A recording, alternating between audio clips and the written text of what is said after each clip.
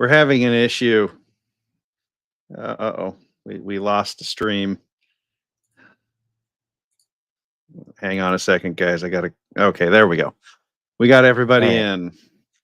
Yeah. All right. Sorry about that. StreamYard bugged out on us for a second. It looked like my Twitter. It was your Twitter, yeah. Oh. So, welcome to our Civil War stream tonight. I have a lot of stuff to go over, so we're not going to spend too much time doing intros. But how you guys doing? I got a repeat going on in my ear. But I don't think I got anything else open. Another boomer moment.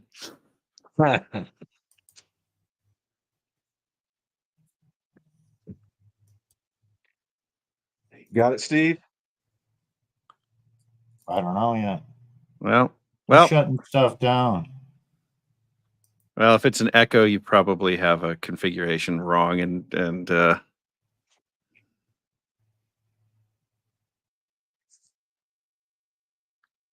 okay. Well, while Steve is clicking, I'm going to go ahead and load something up here. This whole topic started because of this guy right here, at least for us.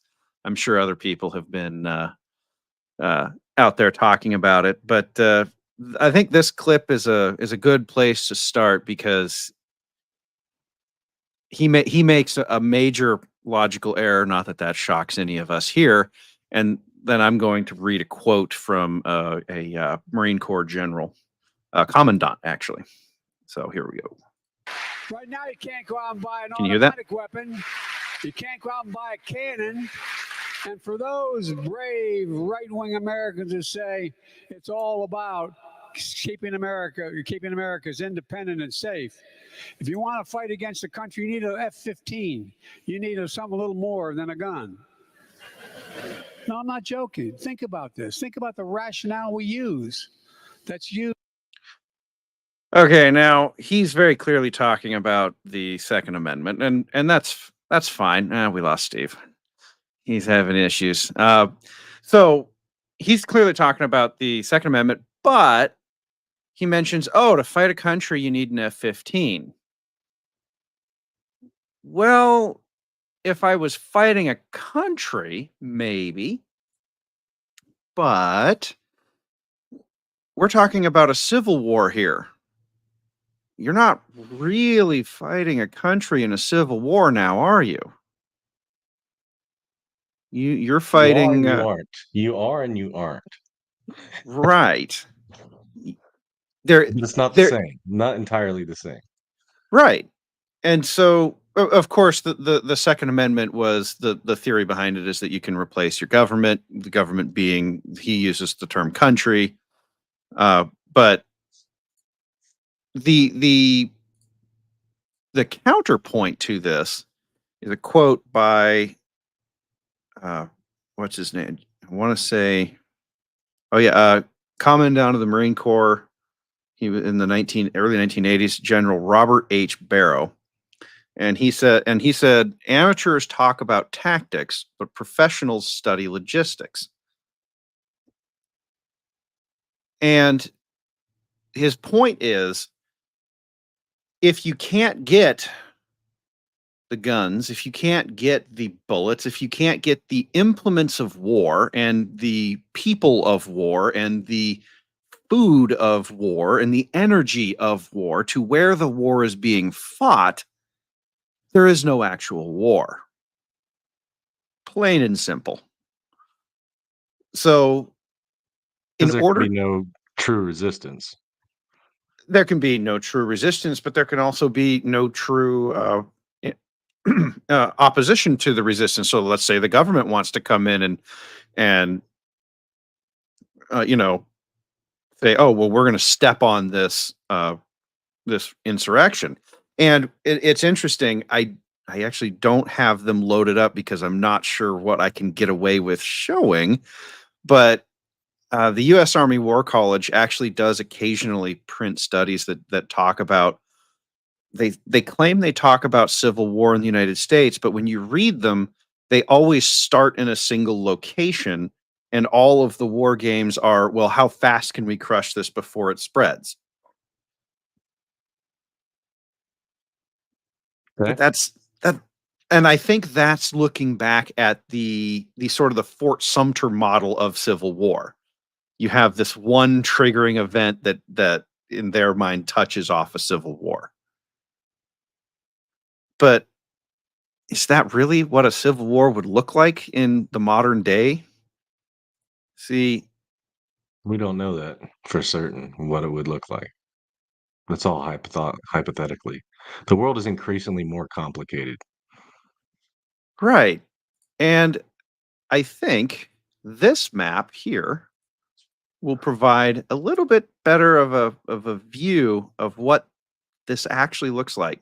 So this map is an extremely detailed map of the 2016 election. This data was put together in 2018, so this is dealing with the obviously the Hillary Donald look at that, and you can see they have precinct level data. I can zoom all the way in on Los Angeles here. Right now it's only picking, but I could zoom in all the way, and you can see, and it just keeps zooming in and zooming, right? I can see all the way down to the precinct level who voted for what. And you say, oh, well, this is Los Angeles, right? Oh man, only 8.1 voted for Trump. Yeah, okay. But if you scroll out, right? Wow, even in California, blue is the night's guy, Donald Trump, 88%. And this is And then San Diego County over country. Now you're starting to get to fly over country. Well, hey, look, it's 15-2. There's 17 people in an entire county, right? Oh wow. And this, by the way, ends up being part of the equation. Where the people live ends up being this, because you see all these big blocks out here, and then you find out, oh yeah, there's 20 people. Oh hey, look, here's one with 105. Okay, so it looks like Steve figured out what he was. I'll let him add himself back when he's ready to go. So, but the key point here is that if you look at the center of the country, there's some deep red right down the center of the country. Okay. And you say, oh, well, it's not a lot of people. Yeah, you're right. It's not a lot of people. That's true. But when we talk about any sort of civil war, you have to answer probably three questions: who's fighting, where are they fighting, and with what are they fighting? What are the tools? What are the implements? And the most important question is who's fighting. The second and most important is where are they fighting, and the third is the tools. And so when you hear Biden talking about, oh, well, you need an F-15 to take us on, if you haven't answered those other two questions, the third one's pointless, really. So he's answering the wrong question, but the military focuses, when you read their studies on this, they focus on that third question. And they pick a place. They love North Carolina. I don't know why. It's actually not terrible for them politically. It's changed a lot over the years. Well, right, but I think it has to do with the fact that there's I think it's Fort Bragg is there, and the Army Special Forces Training Center's there, and so they run a lot of operations there, like training operations. And so I think it's just kind of like easy for them to pick on. But one thing I want to note, okay, so we're going to talk first about who is fighting. Well, okay, let's say it's politically red versus blue. Okay. Here's what that looks like. The country's changed a little bit, but this map is going to hold roughly true. So you're telling me that a bunch of good old boys from Mississippi, Alabama, Georgia, South Carolina, North Carolina. Hey, look at all that blue there. Mm-hmm. bunch of good old boys are going to support are going to fight against what? A bunch of good old boys from Missouri, Tennessee, Texas, Louisiana. Wait a minute. This narrative ain't making much sense here. It's all the cities, man. It's all the cities. Well, but if you look at Mississippi and Alabama, it's not cities. Sumter County, Yeah, 6,000 there's people. There's a demographic issue there as well. Well, but that's exactly my point. Who is okay. the enemy? That's what we're trying to. That's what we're trying to piece out right now. Okay. So again, you're telling me a bunch of good old boys from Mississippi are going to go start fighting a war against a bunch of good old boys from Arkansas or Oklahoma? No. It's not going to happen. So this idea that we can use a simple political red versus blue divide is nonsense. And if you see people pushing that, just look at them and laugh. It's nonsense. And the same goes over here. There's a bunch of blue out in Navajo County, Arizona. Okay, that's a blue county. Well, and this is the second point I want to make. It is blue, but look at the ratio. It's only 10. There's only a 10% difference. Okay. In the voter rolls. It's not that blue. Or Apache County, 62. Okay, that's 20%. There's still a lot of Republicans and Democrats living in close proximity to each other. And that's why I brought up Los Angeles. There's very few precincts where there's fewer than 10% who actively voted Republican, Donald Trump specifically, in Los Angeles in 2016. I mean, we're talking about, California here, and there's a lot of Republicans there. And that's usually in the city, only in certain cities where it's that concentrated against Trump. Right. Well, let's pull up Dallas here, right? And Dallas got some blue going on here. And yeah, there's some precincts where it's pretty bad for Trump. Mostly on the south side. I don't know. I don't know Dallas demographics well enough to comment on that. But yeah, you see some pretty blue areas. But look, I mean, I can tell you right now that between Dallas and Fort Worth is a 1-hour drive. So, we're talking about some very small locales here. And there you go. You've got, here's a fun little one, 79% white settlement area. I actually do know where this is because I've been out there. This is, here's a little blue enclave that's surrounded by red. And you're going to see this dynamic play out at any scale you choose on this map. You see this dynamic play out. Let's go to Minneapolis. Okay. Because I used to live there. And it's been in the news with the George Floyd stuff.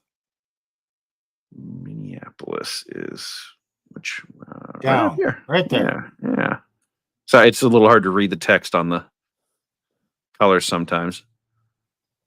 Okay, well, so that's Minnesota for you. Well, okay. This is actually a great example of the blue island in the ocean of red, right? Yeah.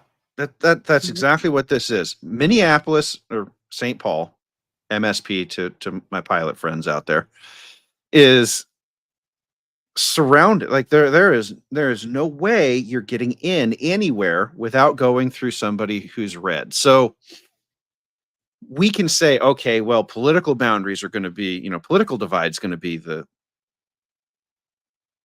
thing that causes this. Okay, how does that work mechanically? Because only there's okay. Here's a precinct 5834. Okay, right up where you're at, Yeah. up above there's Minnetonka. Go up, there's rich people out there in that area. And they're still blue. But there's wealth there. down, you get in the core of Minneapolis. Yeah, you get some pretty poor areas in there. Got a lot of Somali, but Minneapolis, St. Paul is still heavily. It's a lot of white people there, a lot of white Scandinavians, and some Germans, German Scandinavian. Ah, Yeah. well, So, you're bringing up a it's different not point a here. racial. It's not a racial divide or even a poverty divide, predominantly here. And if you go up north of there, up to Duluth, that's on the Iron Range. That's pretty much was the hotbed of communism in the U.S. Up there, Duluth, and up even further north on the Iron Range. Gus Hall was from there. And that area votes heavily Democrat. But if you notice the rest of the state of Minnesota, it's pretty much all red. Yeah. Except when you go way up north, okay, that funny blob up there? That's an Indian reservation. That funky This. blue. Yeah. Okay. Beltrami County. Okay. Yeah. It. Yeah, you got reservations Okay. all Yeah. over. So I mean, Oh, yeah. okay, we're just pointing out that blue versus red. I don't know. There's a lot of commingled people in there too. Okay. Well. But okay, so you brought up color. You brought up skin color. So skin color has an interesting fact about it, and we've seen this throughout civil wars. It's the only thing that can be seen and determined about a person at distance. So through a scope of a rifle or through some sort of looking glass. So you could say, oh, well, maybe the war is going to be about, uh, black versus whites, the whole BLM thing. Well, I don't think so. yeah, it's like there's more bad news there if that's what you think it's going to be about, because I'm looking to see. I've got about 1 million charts that I'm scrolling through right now. Got to pull this up.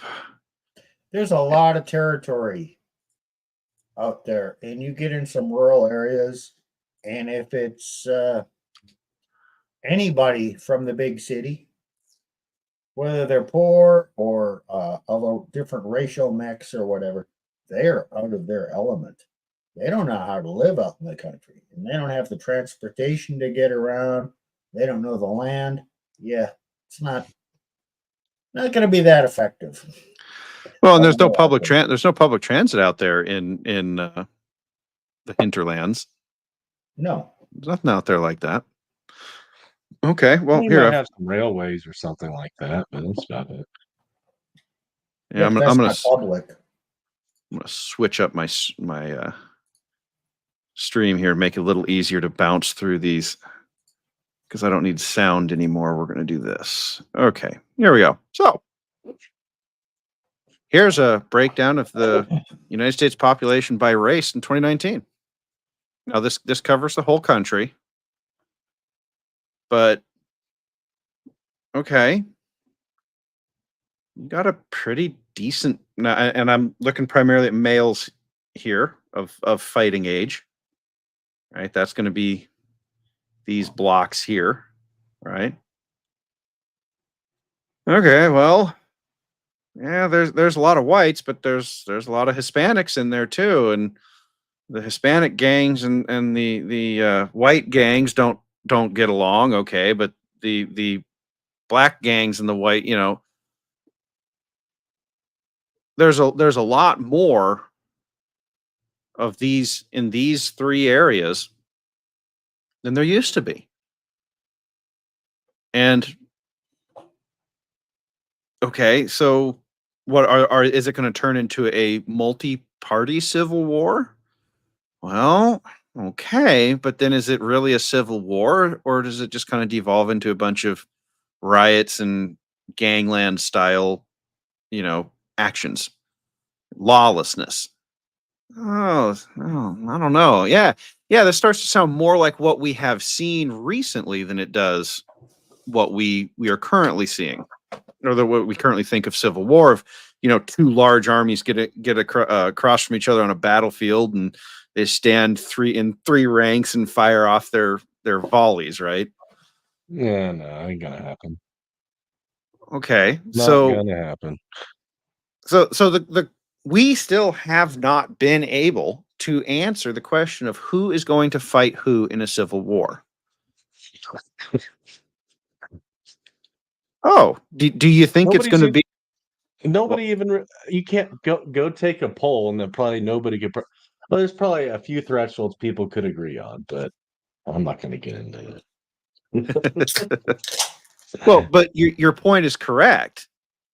Okay, when we want to talk about civil war, then we have to find large groups of people who broadly agree that another large group of people is fucking everything up, and we need to go take them out.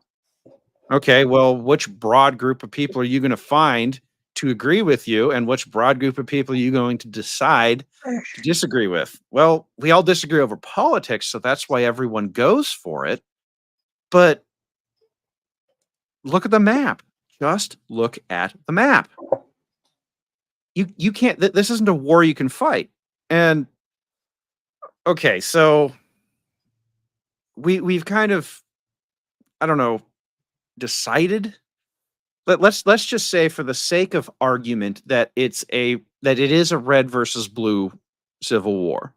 That that we decide as a country that we're going to do this thing. Well, immediately you can throw out the U.S. Army War College studies on Civil War, because they make no sense. It's not going to be an insurrection that starts in one place and you just move the military in and crush it.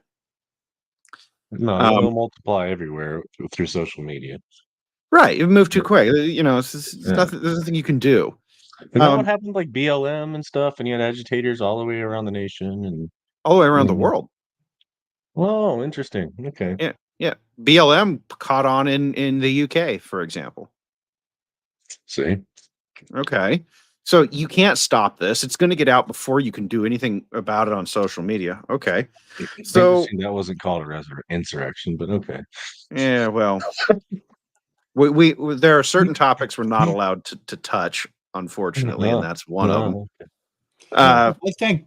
I think there's just a general perception, probably post, I guess, can we say the other C word now? No, still no. Okay. So, in the last couple of years, that there were controls imposed on people. And there was a bunch of anti-jab people and the jab people and the narrative, and it was control. And it seems like the government is imposing more and more control, and more people are grumbling about that. And, there's those vocal people out there. We've had enough. I'm just not going to comply. Okay, so there's that control issue. And if you try and force it, I'm going to stop you. Okay, so there's that. And then they're thinking there will be civil unrest. And maybe we're in an economic war. Oh, civil unrest, economic war. Oh, civil war. Yeah. No, I don't think people understand what civil war means. It's not going to be that. I don't see how it can anything but civil. Yes, all civil wars are anything but civil. And so, okay, so we're looking at this map. This is the eastern seaboard.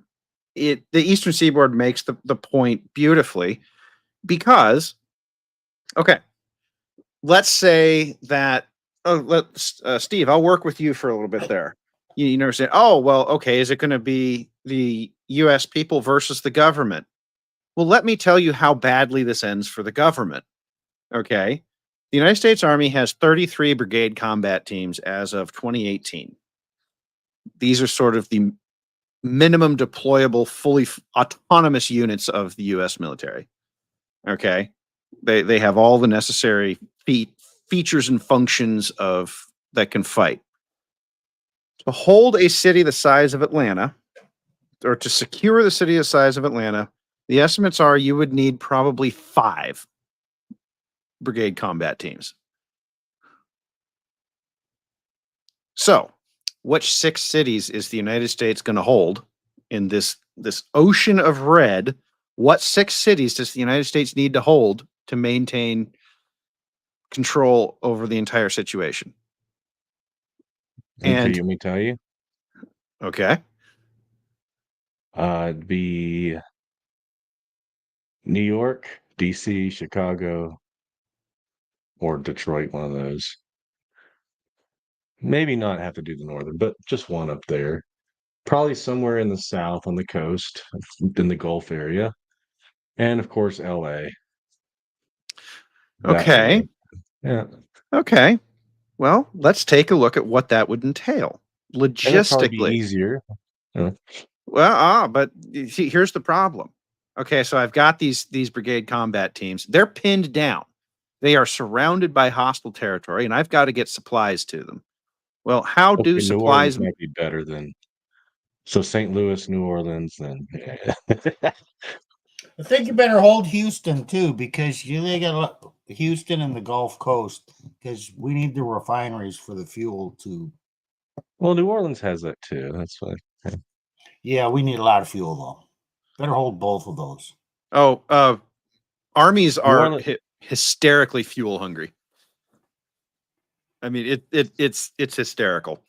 So this is a map of freight flows in the United States. This is by volume. So the thicker the line, the more moves on that.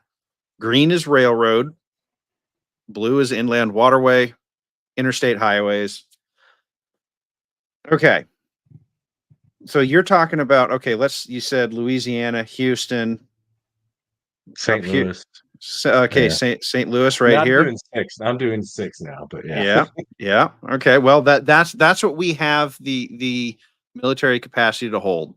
The Marines have 10 equivalent. They don't use brigade combat teams, but they have the equivalent of 10 of them. So you could add 2 more cities if you really want to. Okay. Give them LA or San Diego, LA area. That'd be their typical area. So Yeah. that'd be easy. They Yeah. also have Paris Island over here. So, Yeah. okay. So now remember this map here. When we zoomed out, there was this big splotch of red that basically is these states right here. Mm-hmm. Well, what do you notice about the freight flows in those states? It's all interstate or rail. There's very little water. Okay. Water's the most efficient way to do it. So they have to go through the Panama, basically. Correct. In order to connect the two, they have to float all of their hardware, and they have to maintain control of port cities. So they have to maintain control of DC and Norfolk, because those are the big military port cities. So I've pinned 10 BCTs just in those 2 cities. You're right. You probably want to maintain Louisiana so you can maintain control over the Mississippi River system.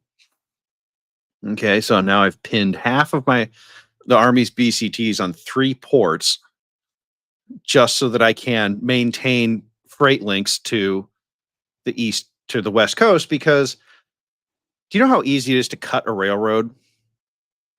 Very easy. Yeah, 6 guys, a couple hours, and you get a train derailment. All they have to do is pull the pins out of the rail, pick up the rail, 2 sections, train flies off. Can't see it at night. That's the end of the train. And now you have to have hundreds of people and teams of, equipment. You just oodles of equipment to come in and repair it. And then all those good old boys with they're not AR-15s like Biden was saying, but they actually want a scoped hunting rifle. And you sit there and start picking off engineers from hundreds of yards away. Well, But here's the problem. I've already pinned down all of my combat teams holding these port cities that I have to hold. I cannot send armed forces out to protect these rail links. So a few good old boys can collapse the entire logistical structure of the country, and there's absolutely nothing that the U.S. military can do to stop them. This was actually a guy named Kurt Schlichter. He's a retired U.S. Army colonel. Wrote about this in a book called Indian Country, where the United States military tries an armored assault on a relatively small town in Indiana, and the good old boys were in the tree lines with scope rifles shooting the tank commanders who were hanging out the hatches. And the whole thing, they lose an entire brigade in a small town in Indiana because the way he wrote it, it reads like Fallujah. I don't know if you guys remember just how bad Fallujah was during the Iraq War, but urban combat is no fucking joke. You need massive force overmatch to clean out even a relatively small urban area. There's so many places to hide, so many rooms and buildings to clear, and every one of them is super dangerous. Right. Even if you have massive technological overmatch, you still have to put people through doors, and even if that person kills the point person going through the door and the rest of the guys clean him up, it's not very long before you run out of guys to send through doors at all. And here's a couple data points. In 2022, the ATF processed 24 million background checks. Now, here's a little thing that people might not know about ATF background checks. You can purchase as many weapons as you want per background check. That background check just counts for that sale. So if you want to go buy 10 weapons, all you need is one background check. We have no idea how many serviceable firearms there are in the United States. The best estimate I've seen says over 700 million. Okay, so Grid, you're bringing up drones. Drones. So I've as you know, I've been following the Ukraine war a bit, and drones are hit and miss. The problem with drones is that they tend to be single use, as in, well, I can't say that word on YouTube, but the drone tends to explode when you use it. Seen what happens. I've seen what happens. Yeah. Well, okay, but that's by design. So yet again, I have a massive logistics problem. For drone warfare to work, you need to control a port city that is connected to an outside manufacturer of drones, because you are not likely to have manufacturing capability in the country. The people who are going to be building these things are likely in red states. So you're going to need to import these things. And interestingly enough, that's exactly what we've seen in Ukraine. They don't manufacture most of their drones. They're built outside of the country and shipped in. For comparison purposes, what's the size of Ukraine? Just the Donbass. What is the size of the Donbass that Russia has captured? New Jersey, I think, would be a close analog. State of New Jersey. Okay. It's not that big. They've been fighting there for 2 years over a land area the size of New Jersey. And there's probably 500,000 to 750,000 casualties both Correct. sides combined. Correct. It's Eh. a lot. Yes. Oh yeah. So, okay, just for that size of territory. Now, think about how big the U.S. is. Yeah. What are you going to do? Well, so Grid says, I don't think the tactic will be to invade cities. The order of the day will be to control roads and access points. Yes, they would try it. But again, how do Don't you have the control? manpower. It all comes down to the manpower. And you have a problem in that you need to control rail hubs like St. Louis. St. Louis is a huge rail hub. You can actually see it here on the map. I mean that they could order strikes, through satellites and stuff like that, satellite observance and drones. Look. That was the thought. That was how they thought they would fight in Iraq. In Iraq too, they thought they would fight by ordering missile strikes, from satellite data or calling in artillery strikes or whatnot. But one of the things that has been learned throughout war, time and time again, is that you can control the air completely, but if you don't have boots on the ground, you don't actually control anything, because your opponent can move through the forest where you can't see, and that's all it takes. Or they move at night. I drive that area from Fargo to Bismarck quite frequently. This chunk up here. Yeah, it's up on the northern red line. Yeah. There's not. It doesn't seem like there's a lot of traffic there. I drive it at night or early morning, and there's a lot of exits that say no services this exit. It's just nothing there. So you can't control access points. Okay, well, so somebody could control that. And you get further west, man, you get through some really desolate areas on these highways. And trains are going through the middle of swamps and all kinds of places that it's just ugly to get into if you have to fix anything. You can't patrol that. Well, so I was thinking about the geography near where I live. So let's talk about trains for a second. This is a cutaway of, now this is an old drawing, but this is a cutaway of a drawing for a turbine electric locomotive.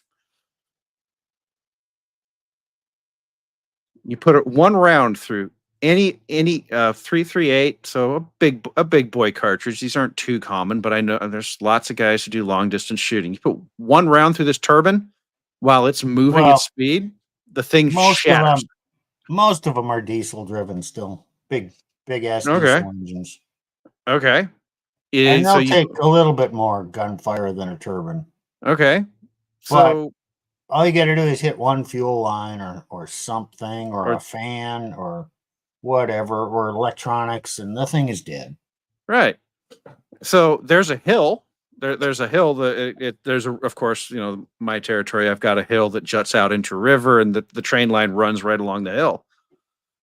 I come in, take my shots, disable the train, and I walk away. You're never going to know who did it. You're never going to know where I came from or where I went to. And I'm not going to say I live out in the middle of nowhere, but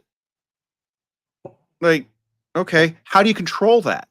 How do you control all the geographic points of domination? It cannot be done. No matter where you go in this country, there is somewhere else that I can go that you can't control. Like you're saying, a swamp. In the book I referenced, the swamp actually comes up as it was used as a choke point. So we can talk tactics, we can talk strategies. It doesn't matter if I can't move the war material to where the fighting is happening. It just doesn't matter. And that's kind of the point that I'm trying to make with all of this. You put one round through the right. Oh, Steve, if you want to be really sneaky, put a round through the gas tank. Gas tanks on these diesel electrics are sitting out in the open. Oh yeah. Wouldn't even take a big boy round, just any sort of, battle. Well, they battle got style thousands of gallons. It'll take them a while to bleed out, but you could put 3-4 rounds Yeah. through there. You could have two of you. You could put 10 rounds through there. Right. And the train And- dies 100 miles later. You don't know where Yeah. that happened. Right. Right. Okay. Oh, you're So, gonna have to get multiple engines though. well, yes and no. If the train's headed across the mountains, they gear those things up for they actually have to break down loads over here in, like, say in Washington. They have to break down loads over in Eastern Washington so that they can hook up enough engines to haul them across the Cascades. Yeah. Okay. So again, that actually it's this dot right here. That's why they've circled it. Okay. Yeah. That because that's where the major train yard is. Then they redistribute them and send them across the mountains. Okay. So this is an interesting comment. COVID showed that cities could be controlled with police and not even need military. Yes, but also but showed that an unruly populace were not controlled. right. We're During sort that of same- ignoring the whole Chaz Chop thing in Seattle or Portland, all of Portland. Or Minneapolis. What Yeah, happened well, in Minneapolis? That was possible. Minneapolis, right? Yeah. I mean, yeah, grid one, that did happen. Yeah. But the people were compliant Yeah. Yep. and the police were willing. And Oh. you keep doing more of this, and I don't know that people are going to continue to be compliant. And I don't know that all the police are going to continue to be willing. And if people are fed up enough, they know who the police, someone knows the police family. And there is maybe some incentives made for them to, yeah, maybe you shouldn't do that. Oh, I okay. mean, that's just part of war, right? I mean, Yeah. isn't that outlined in a lot of war manuals? You get to the police and you compromise their family or threaten the family so the man doesn't do it. That's just normal blackmail. That's I'm not nasty. advocating it. I'm just Again- saying it happen. It can happen, and it has happened. War is anything but civil, guys. Oh, absolutely. War But is it's anything but worse civil. than that. So It's the terrible. United States That's has terrible. not experienced an invasion since the War of 1812. It has No, been we did in the South. okay. We're not go. I'm talking an invasion from beyond our own borders. Okay. Yeah, War well, of eight- Pancho Villa. Okay, guys. A Serious invasion. serious invasion. Yes. Our military system, all of it, our entire military logistics system is predicated on the idea that the United States itself is an island and serves as a secure rear area. Okay. And it's built That's on old that. world thinking. That's old world thinking, though. Well, it doesn't work in a civil war, but the problem really shows up in this.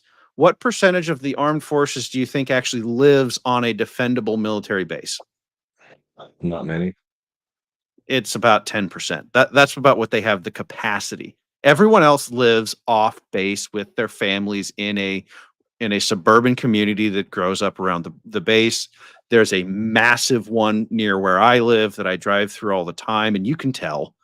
There's actually two of them because we have both Army and Navy in my state, but they're huge. and it's just people living around. And so, Steve, you were talking about incentives. How many times do you think that a military guy, just a soldier, let's say he's an E5 in the United States Army, so he's a sergeant, he's living off base because he can afford it, but how many times do you think his wife getting the tires slashed on her SUV before she says, "You're out. You got to come home and defend the family"? Yeah, exactly. This isn't going to last very long. Well, and who's gonna do this? I don't know. Not Doesn't me. I'm not gonna do it. Not Doesn't me really either. matter. But we have a lot of retired military who are About not what, really 20 million? pleased. Yeah, they're not really pleased with the way things are going with the existing military. And they were taught a lot of things during their military years. And they still know them. And who's likely to do it? Well, them or their buddies, or yeah, the knowledge is out there. You can't stop it. To fight the war on terror for 20 years, we trained up about 10 million men through the various special warfare branches. And I am including Army Special Forces. And Army Special Forces, they are very specifically, their entire thing is asymmetric warfare, psyops, all of that stuff. That's their game, that's their bag, that's what they know. And there's 10 million guys like that out there who are alive, knowledgeable, all with serviceable implements of war. Okay. And they decide that they're done. Well, they live all over the country. I can tell you that right now. You meet them everywhere you go in this country. 10 million people is a lot of people to hide. Okay, so they start slashing some tires of some E5s. How long do you think the military itself stays coherent? Well, look, they're not even the current military. I'm not saying there aren't good people in it. I'm just saying there's not much incentive. It's not as rigorous as it once was. It's full of DEI crap. Well, they're Yeah. trying, Well, but I'm just saying it's not what it once was. no, it's not. But Y- here we go. Here, this is from 2022. This is the makeup. This is the racial makeup of the U.S. military by branch of service. If your thought is you're going to ignite some sort of race-based war, really, you have to think that you're going to be ordering white guys to go shoot other white guys.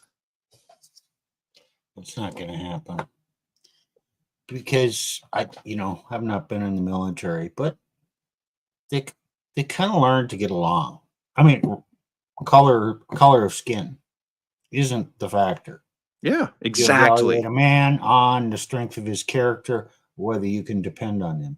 And there's a lot of people who are not respected because they're slime balls or they're pencil pushers or what. They're just not respected because of their character. Oh, like our Here's highly another decorated factor. genders that haven't even tasted the battlefield. But okay,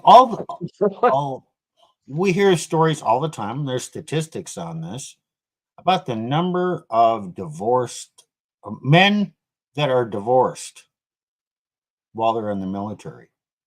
Yeah.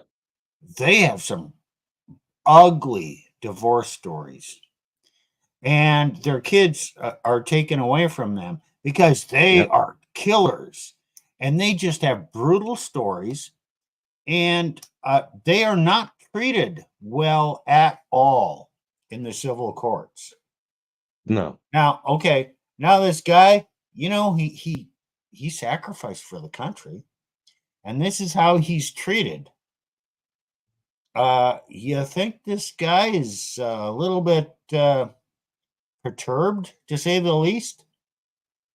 Oh, so you're saying there's probably millions of them like that? Probably, yeah. Yeah. Yeah. Okay. Oh, and the populace itself too that weren't in the military. Okay. Well, Yeah, but that goes okay, back okay. to who are you going to fight? Right. This isn't going to be a military versus the civilian population fight, and even the U.S. Army War College knows that.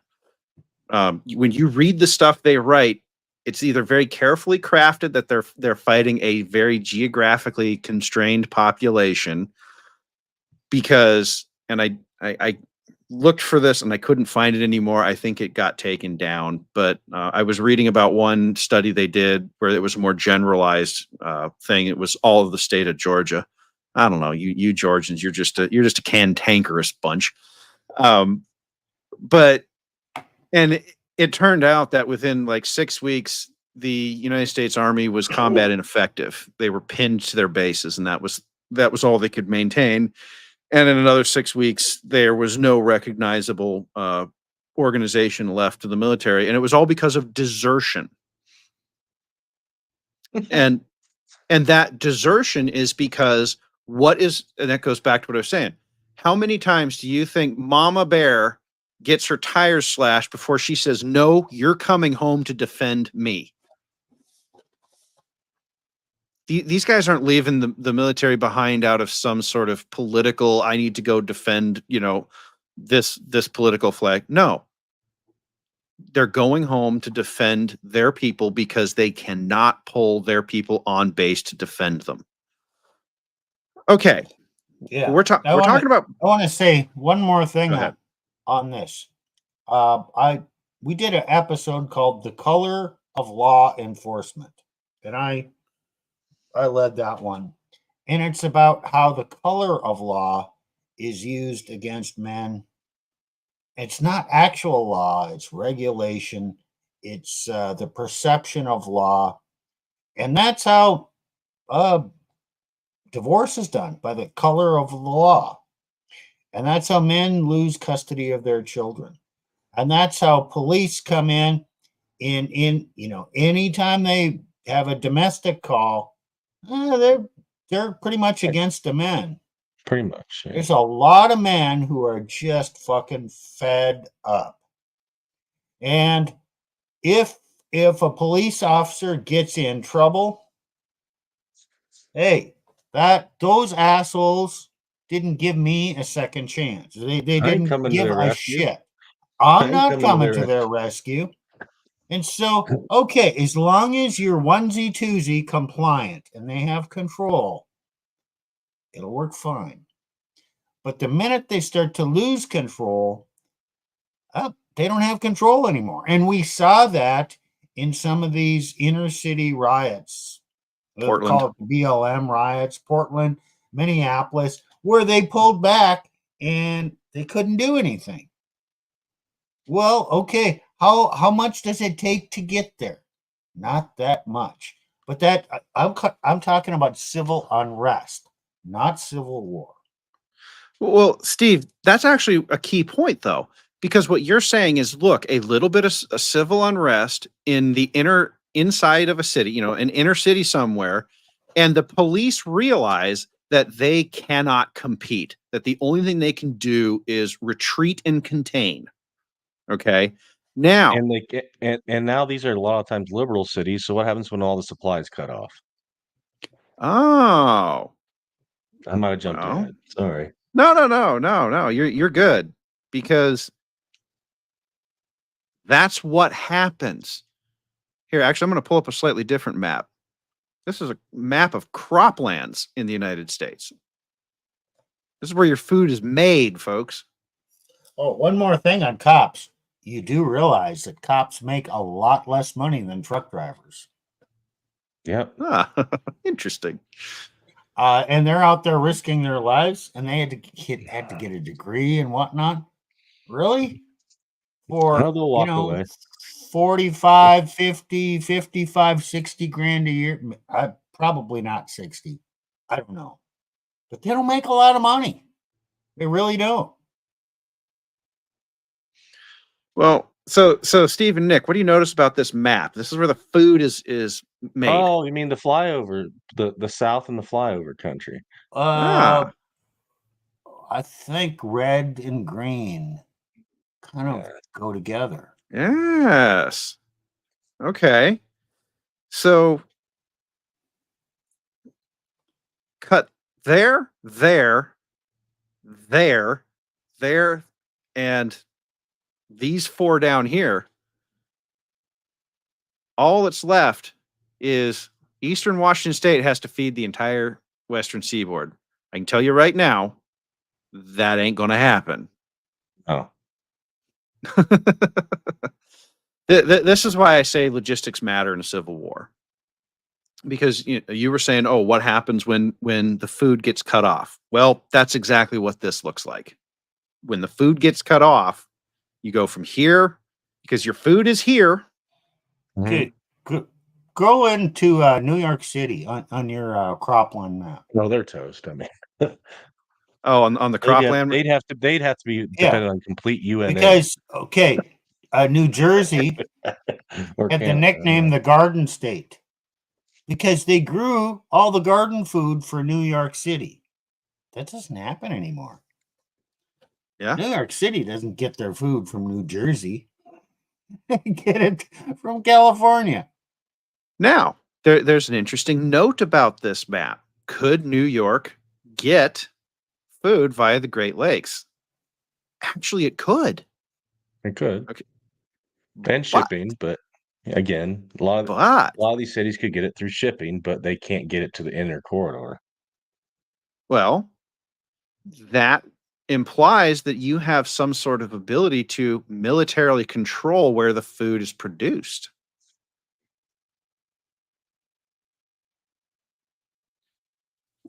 What we're running into here really is there are so many variables. There are so many different places that you need to be, that you need control of just to function. I'm about to pull up a different map here because you know how we talked about military bases, and I'm going to go back to Biden and his F-15 comment.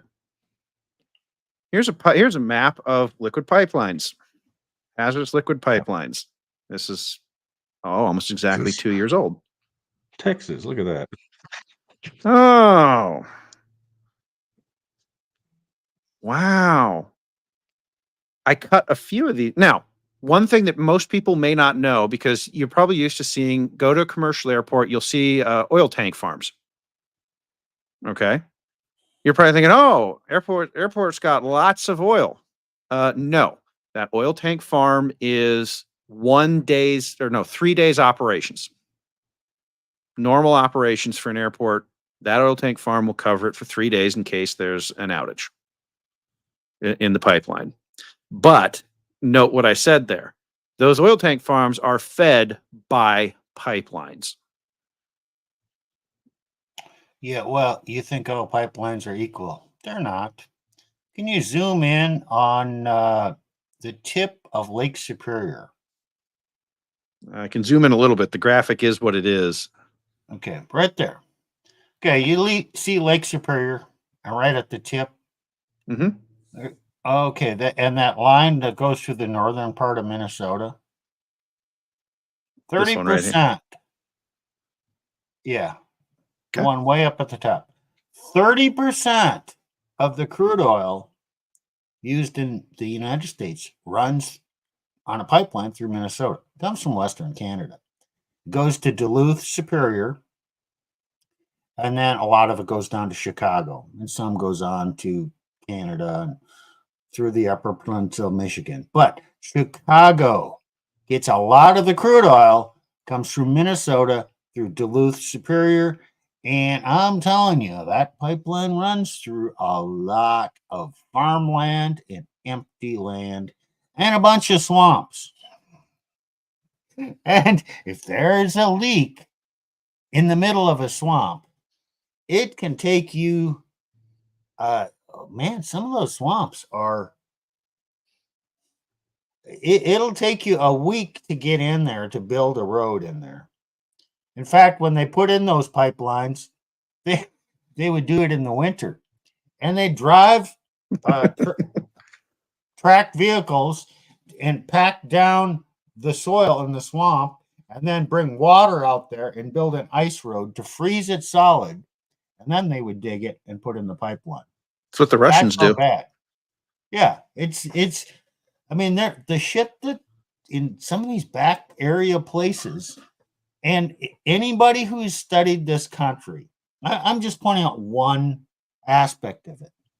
You could go through the same type of analysis with our electric grid and find some key points where you take those out, and power does not flow. Because I was also worked for a company that did some power trading, and they're balancing out how they can get power from this plant down here. Transmission costs. Sometimes you could do it, sometimes you couldn't. But there are key points on the power system. Anybody who's a little bit knowledgeable would know what they are. And you take out some of those, and high-powered rifle taking out a few insulators could do a lot of damage. Oh, so what you're saying is that there's even more that the military has to cover. Yeah, and a lot of this stuff is pretty much out in the open, maybe in areas you wouldn't even suspect. Mm-hmm. And you can cover, you cover 90% of them. But then someone will think, I'll just do it over here. And then, oh shit, then they divert forces over there. And okay, I got my opening. Now I can go to this thing that no one really thought to really defend this. And they pulled the one guy out of here. Oh, now I'll do that. And they end up chasing their tail. Well, so this goes back to the point about Portland. Why were the Portland police able to retreat and contain? Well, because they knew that there were places behind them that they could retreat to, and they could continue to receive resources. So when we're talking, this is why when we talk about civil war, you have to talk about who you're going to fight, where you're going, to fight, and only then can you talk about what you're going to fight with. If you don't know who you're fighting and you don't know where you're fighting, you cannot choose the correct tactics. You cannot choose the correct hardware. Going back to drones. Well, the drones work, but they work best in open fields. Like when you see all the video from them, coming out of Ukraine, it's mostly open fields. They don't work as well in urban environments. I'm not saying they don't work, but urban environments interfere with radio signals that you need to drive the drones. So you have to get a lot closer. And if you're close, you can be shot at. So, well, you're also using drones to capture territory against other armed forces. You're not using drones to guard a random infrastructure in the middle of nowhere with nobody around against a lone gunman coming in to plink off a couple rounds. And how are they going to manufacture these things if the power's cut? Or the oil's cut because they use plastic. Right. Well, let's say they have 100,000, so that's not the problem. You still can't deploy them effectively in all these areas, and they each need an operator. Yep. Well, or maybe Learned you're going to have AI. Maybe you're going to need AI. So you're going to have a remote station where the thing lands and recharges and then flies and then just does it. But eventually it's going to break, and then someone has to go fix it. And once it's an automated operation, someone will just figure out how to mess it up. Okay, so here's a little tidbit I picked up on U.S. drone operations. All currently, so U.S. operates large drones. You know, we're talking Reapers and whatnot, right? Global Hawks, big old things. Some of them are big as 757s.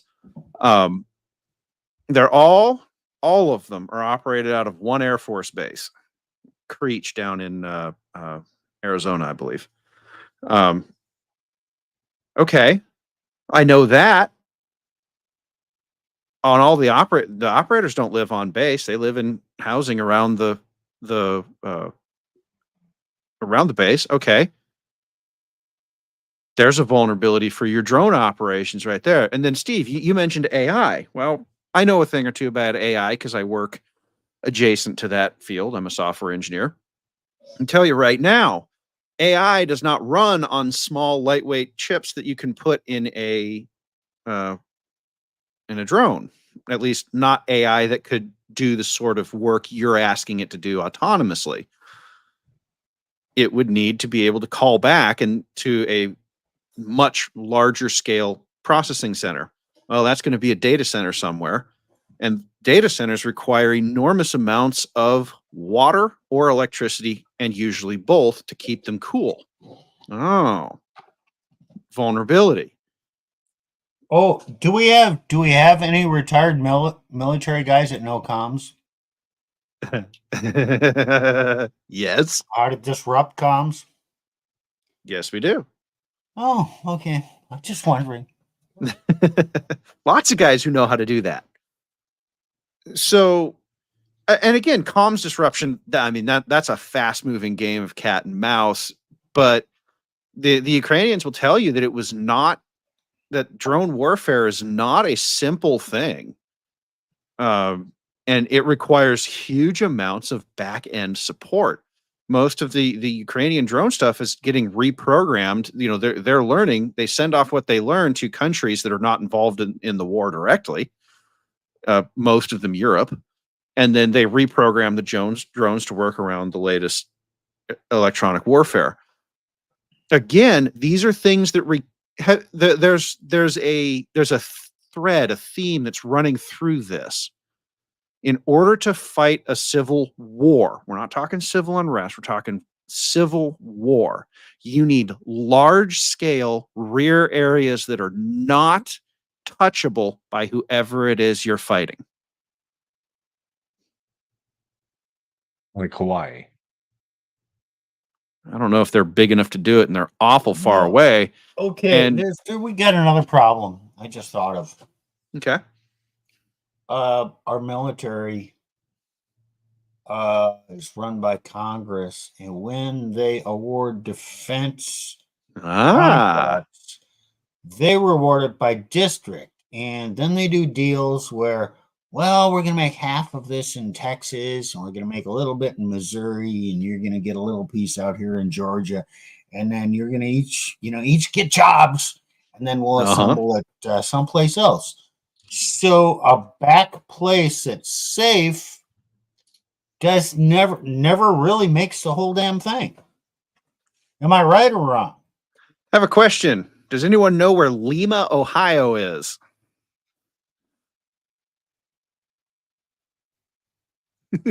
Well, it's in Ohio. I don't know. Well, my point is that we're talking about a very small town. Yeah. This is the Lima Army Tank Plant. This is where the M1's made, the M1 Abrams. Okay. Okay. Why don't we go see if we can find where Lima, Ohio might be on our handy dandy little map here. Oh, wait, I have to keep scrolling in. Well, do you think it's anywhere near Columbus? Doubtful. I have no idea. It might actually be faster just to look up Lima, Ohio on a map and then see where it is so that we can. And then zoom out. And yeah, Oh, okay. Oh, Yeah. okay. So I'm going the wrong direction. All right. Oh, okay. So there are some blue. You know what they are, though, right? What? What? Probably the people that work there. That may be true. Probably. That may be true, but do you think your tanks are equipped getting around out? Yeah, do you No. think your tanks are getting out of there? No, they're not. No. They're not. Who's going to drive them? Who's going to supply them? Who's going to? Well, they're going out on rail. They're going out on rail. Do you think the rail Oh, so line's going to survive getting out of here? No. Right. Okay. So Do they get any chips from China? yes, they do. It's actually been a whole low grade scandal thing. Yeah, well, they got to get stuff from someplace else to even get the tank. Well, this brings in the international problem as well, which typically happens in warfare. And going back to this map, well, Chinese. I didn't know. I know you probably thought of that. I mean, you had to think of that. So I did. So Oh. all Chinese shipping, or so about 90% of Chinese shipping comes in through the West Coast. Most of it through Southern California. San Francisco's a little too posh to take a lot of it, but a big chunk of it comes in through the Puget Sound area as well. Okay, but those ports are all on the wrong side of a couple of big ass mountain ranges that you have to ship stuff you're also over. assuming China's going to be shipping stuff to us. That's a great observation. Does China want to lose their? I mean, you could make an argument that the West Coast cities are going to be relatively well protected. That divide, maybe. I don't know though. If we go look at the West Coast again, I don't know. There's some struggles out here for you up on the. Sure, they can maintain shipping. Yeah, they probably could. That's probably an easier factor to control. But you got to get it. International trade, international relations, alliances, mercenaries. What would all happen? It's interesting. We don't know. Yeah, that I'm not sure we could ever. Yeah, I don't know that we could ever actually know on that. That's just too difficult to work out. I was going to try and keep this to what we could figure out inside the boundaries of the continental United States. Because I mean, let's be honest. If you're in Alaska, you're going to be looking at all this going, well, it's not our problem. Yeah, I still am back to the question: who's fighting who? I can't figure out any force that's really going to be cohesive enough to fight any other force, and who's going to lead them, and what is the purpose? Now, I do believe we're going to have civil strife. Oh. But civil war, it just doesn't make sense to me. So, are you saying that we could see more Portlands? Oh, yeah, we could. Oh. You could probably see internal governmental war. Well, we're already seeing that right now. Texas versus the federal government. Or I know just different political parties fighting each other, even though half the time they're really on the same side. And it's they're political bullcrap. But they're also talking about this bird flu. What is it? H5N1? No, another thing to try to scare everybody. Okay. And they're, I don't know. I haven't verified any of this, but supposedly they're testing animals and killing chickens because they're infected and kind of looking at livestock too. But if it gets into, are we going to put up with another medical type lockdown? Or, some of these things can only happen once every 2 or 3 generations. Because the next time, it's like, was it Chicken Little or Henny Penny? Chicken Little. Chicken Little. The sky is falling. The sky is falling. Yep. Nah. They ignored her. Or the boy who cried wolf. That's another good one. Well, yeah, okay. So Next do you time remember just gonna say, nah. Do you remember the pandemic of 1920? Scarlet I do fever? not. Is that what you're talking about? You're talking Scarlet about fever. scarlet fever. Yeah, Or was that the Spanish flu? That's it was the same Spanish flu. thing. You're right. Scarlet fever was the big one before that, back in the Okay. 1800s. Yes, Spanish flu. Yeah. They brought it at the end of World War One. Returning soldiers bring it home with them. Wipes out a decent chunk of people. They did the same things. They did they actually did the masking thing. They actually Right. did I know they that. did. How many pandemics have we had since then that have killed more people than that, and nobody cared? Pandemics are a once every 80-year thing, and you can actually I went and did some research on this. This is unrelated to what we're talking about, but there's actually a good reason why it's once every 80 years, and it has to do with human immune systems. And eventually, you need to work through all the population that got it and survived. Okay, well, that's going to take about 80 years, and then you can do it again. So, anyway, that's a brief and probably mildly incorrect way of looking at it. But large pandemics tend to come up only once, even though there will be something else that moves through the society and starts killing people in job lots. Because once you've had the scare and everyone survives, it's like, well, yeah, okay, whatever. So, and in I fact, don't think you can easily scare people again with not so something soon. similar. Yeah, not No. so soon. So the question would then have to be, okay, so you can make an argument, oh, well, but they're going to try and do this. They're going to try and do something else to increase control over the U.S. population again. Maybe, but again, I think particularly right now, people are so primed and ready for a civil war. They're so thinking about. We're all looking for it, and the thing that you're looking for tends to be the thing that doesn't happen. It's always the thing you weren't paying attention to that bites you in the ass. And Huh. with everyone looking for civil war at this point, I'm actually thinking that civil war is less likely than it has been prior. I'm thinking like the 1950s and the 60s and the race riots. And So what are they trying to sneak in? That's what I'm trying. well, it While doesn't even everybody's have to be a distracted. they. While It doesn't everybody's even have to be a distracted. they. Okay. So like my personal view is that everyone is dead convinced that the United States is finished, over, the empire's dead, we're going to go away, China's going to take over. My personal view is the United States is actually probably, after this election, this is my personal view, so I am opining here. After this election,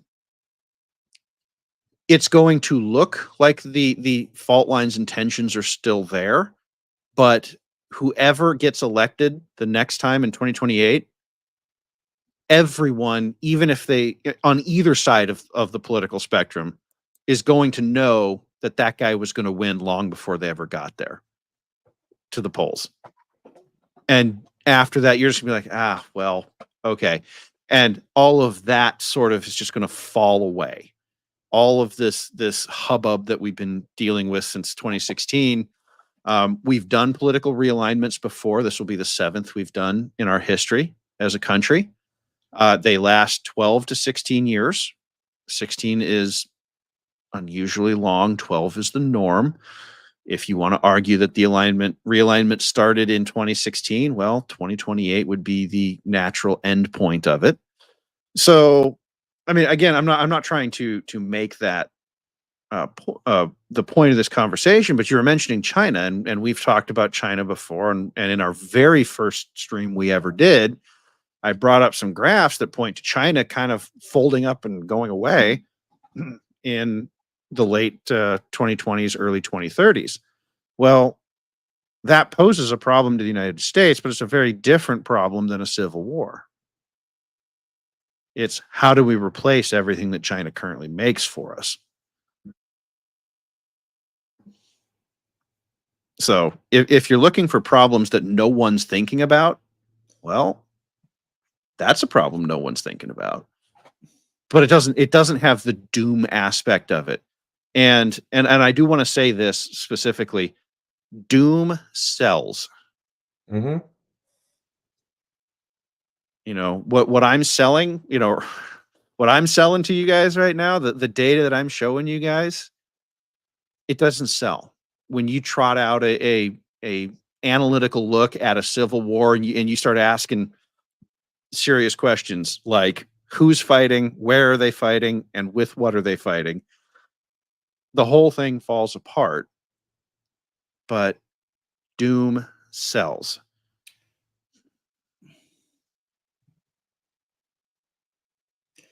There was a book, I don't know which one, by Nassim Taleb.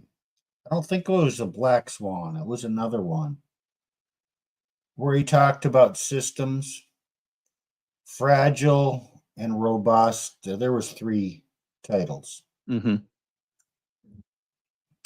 And he basically said we kind of live in a fragile system. It's not robust because you can't, there are vulnerabilities, 1 or 2 things can go wrong that kind of make the whole thing vulnerable. Well, let's just look at farming. Okay, it used to be that let's pick Wisconsin. You had lots and lots of dairy farms in Wisconsin. Well, you actually had a lot of them in Washington too. Yep. In the northern part of Washington, 160-acre dairy farms. Maybe they got up to 600 acres, and they raised their own alfalfa and whatnot, and fed their cows. And in a county, you might have 500 dairy farms. That's a distributed production. That's pretty robust. Whereas now, you don't have that anymore. You have 1 or 2 big ass operations that are milking 5,000-10,000 cows, and something goes wrong there, or someone bombs or whatever. Okay, you're vulnerable because of the scale. You got rid of the distributed, and this has happened all over our country. We used to have a lot of little manufacturers everywhere. That was a pretty robust system because there was no one point that you could take out, or one point that could fail for whatever reason. Not even terrorism, whatever reason they fail. But now we have put kind of all our eggs in one basket in so many different areas. Everything works really well while it works, but it's not as robust or resilient as it used to be. Maybe we're more productive, but maybe we're not, because we've added a lot of fluff jobs to our economy. As we've gotten more productive, the reward to the average worker has not increased. That's Not much, because we've added more bullshit work, more fluff work to suck up the extra productivity. Now we got more people in HR doing DEI crap and fluffy bunny.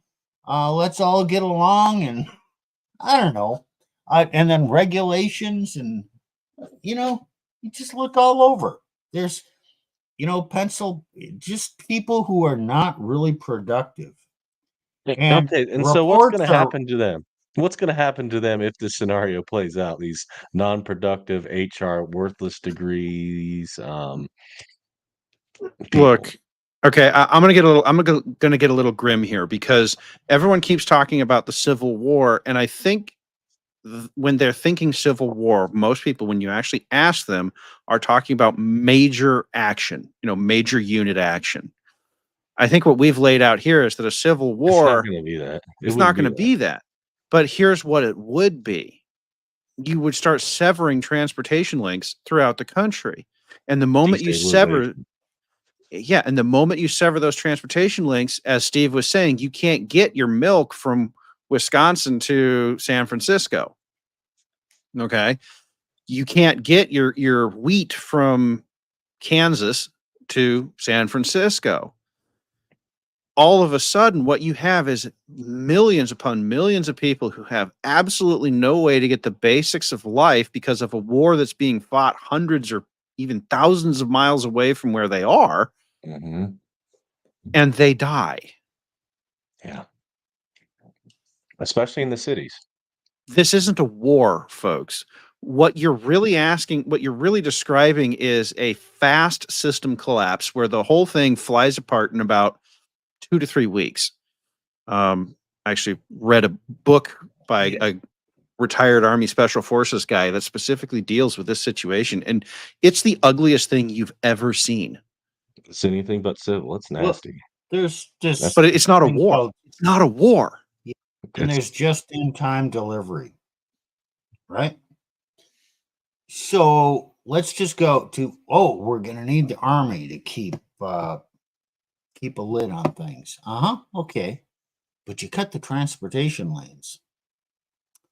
So how's the Army going to eat? They're kind of on that just-in-time. Do you think the Army base is supplied by Cisco Foods, who delivers frozen food and all, the number 10 cans? Just by the truckload to the Army base? Do you think they're getting several truckloads a week? Because I used to do that. I didn't deliver to Army bases, but I delivered to schools. They'd get all their frozen food twice a week. You'd make a delivery. We called them 610 cans because it's a pallet. You would have 6 number 10 cans. You'd have to pile them up on your 2-wheel cart. It's 7 or 8 tall, and wheel them in. Or potatoes to 5 guys. 5, about 5 bags of potatoes, 50-pound bags of potatoes, maybe 6, and wheel them into the store. Every 2 days, every restaurant got it, and all your institutions get it, and the college campuses get it. There's Cisco, there's US Foods, there's others, but you disrupt the transportation system and where the products come from, and all of a sudden they don't have the food to even open up their mess hall. It gets ugly. Well, and this is a key point, because in war, the first thing you have to do if you ever want a shot at winning is disrupt the enemy's transportation. You have to. When the U.S. military went into Iraq, we did the shock and awe campaign, the bombing campaign. Yeah, they were taking out military targets, and those were the sexy things that made headlines. But when you go look at what they were actually targeting, they were taking down bridge after bridge after bridge after bridge, on the way in front of them. Just because that's what actually matters. I don't care what tactics or tools you think a civil war is going to be fought with. I just don't, because you will not be able to get those tools to the front lines of wherever this is being fought. You will not be able to get them to the troops, and you're going to have to pin the troops in cities. Why? Because cities are where the transportation hubs are. If you look at the history of our country, big cities grew around rail transport and boat transport. So you have to put troops in those cities, but you pin those troops there. They can't be used to go out and secure the farmlands. So those troops eventually run out of food because you can't get the food from the farm to the city to be shipped out. We live in an intensely interconnected system that relies on a litany of things. That is, if you were to print it out in 6-point font on on double-sided pages, those pages would, stack them up of all the things that have to work. You could stack them, just like a standard sheet of paper, and it'd you'd fill a room with the stuff that has to work. And you break one of those. If you break any one of those, it's probably not a big deal. So Portland going offline for a few months and the police have to surround and contain is annoying to the system. And it was annoying to the system, but it's not fatal to the system. There's a term for this, and it comes from math, and it's stochastic, which means it's a dynamically stable system. It can take some amount of upset and return to some semblance of stability. But with any stochastic system, there is a tipping point where you have pulled enough pins out of the system and the whole thing just flies apart. So if we get into a situation where we're fighting some civil war, Joe Biden's F-15s aren't going to be flying for more than about 3 days or maybe a week because some good old boy 3 states away decided that he was going to go pop a hole in a pipeline, and Minot can't get jet fuel anymore.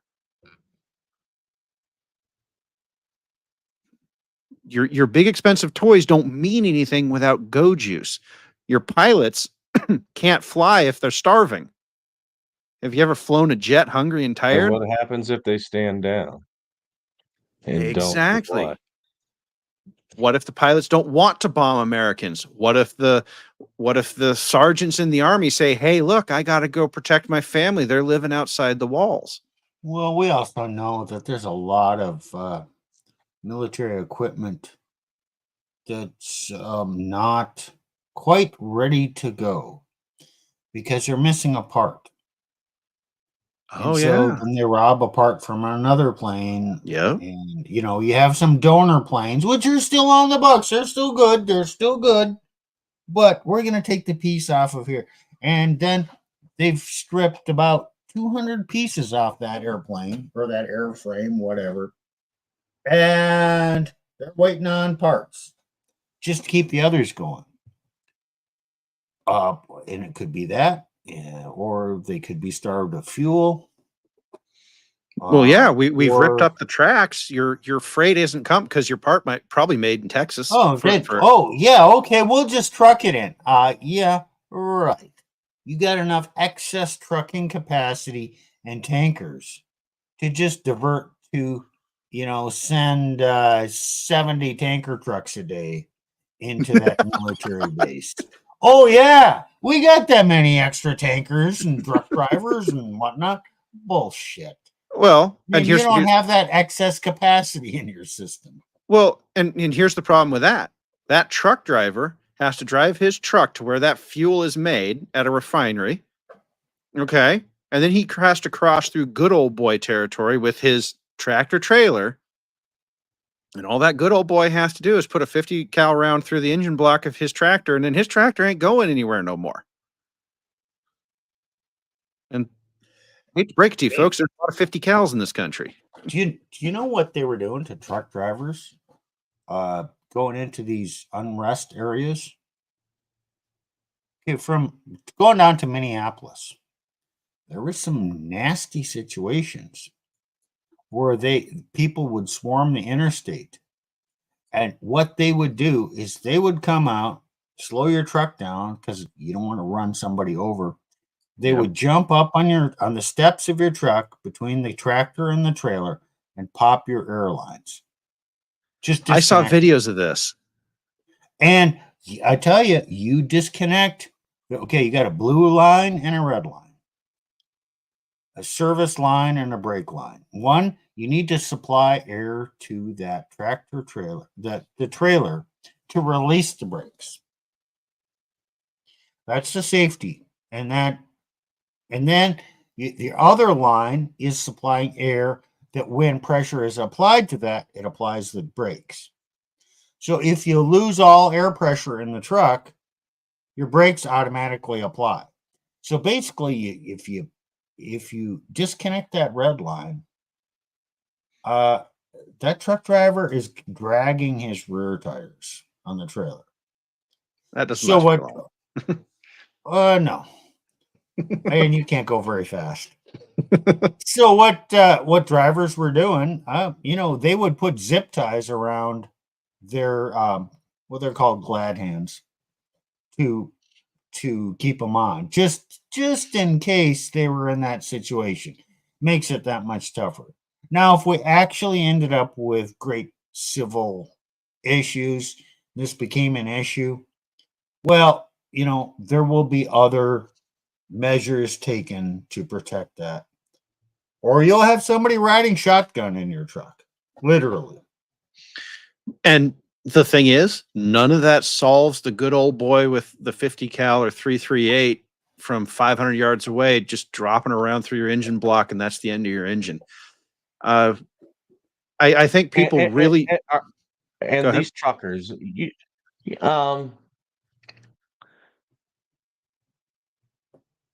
what's kind of the thinking of a lot of these truckers? They're kind of good old boys themselves. Look what happened in Canada. Look at what they did in Ottawa. And they did not want people to know this. But the population of Canada supported the truckers. The local people supported the truckers. People around the country supported the truckers, and they were bringing them food. They were bringing them propane tanks. They were, hey, great guys. We love what you're doing. And it was the government that came down on them. Yeah, well, look how that turned out. The government didn't look so good. And who won? Well, the government kind of won. It kind of made it difficult for the truckers, but it put a line in the sand, and you can't keep doing this without having problems. So I think it put the government of Canada on notice that enough is enough in this area. Well, they held elections after that, and it didn't tip the scales, but it cost them quite a bit of the support that the government had. Shu brings up I want to bring up a comment here that I think really this kind of gets to the point of what we're talking about. He says, heck, just a category 2 hurricane causes ATM withdrawal, run shortages, and gas and grocery store anger, desperate mob. Exactly. There won't be a civil war because before we can organize into sides, the world has fallen apart.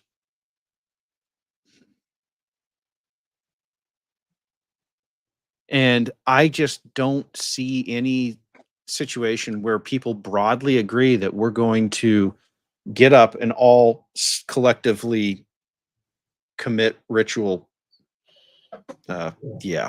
unaliving. Okay, well, let's consider Ukraine. What? Whether it's a civil war or not, it's a war. Okay. What's it take to maintain that war? Oh my God. How much back infrastructure is behind the Ukrainian, NATO, US side to support the war effort? And how much is behind the Russian side? How much way behind the lines that's safe factories to make the ammo and all that stuff and a place to train troops? How much area, economy, what does it take to back that concentrated effort in an area the size of New Jersey? Okay, so I can answer this question, and I'm going to try and do it as abstractly as I can. So for the NATO side, I'm going to use an example. The closest airport to Ukraine in Poland is in a little town called Rzeszów. I think I'm saying that right. If there's any Polish watching, my apologies if I butchered the name. But it was a little town, small town. The airport was just big enough to land a C-17 into it. In the 2.5 years since they have tripled the size of the airport. And that's just for incoming air arrivals. If you want to talk about on the Russian side, the city of Rostov, which is where all the big train lines connect, has doubled its warehouse capacity, if I recall correctly, based on satellite images. And these are both towns that are far enough away from the fighting that nothing is going to happen to them. So you're safe to put your stuff there. If you want to talk about other wars, maybe that the U.S. has been involved in recently, okay, we've been talking about Iraq. Okay, then in order to do the Iraq war, we basically took over Kuwait. U.S. CENTCOM is in, what is that little Oman? Is it Oman? No, it's there's a tiny little country on the Gulf. Qatar? Qatar, yes, Qatar. Qatar. I've actually Thank you. been there. Okay. I've been there. Yeah. So U.S. CENTCOM it's huge, and they've basically taken over. Okay, we took over tiny little countries to do this.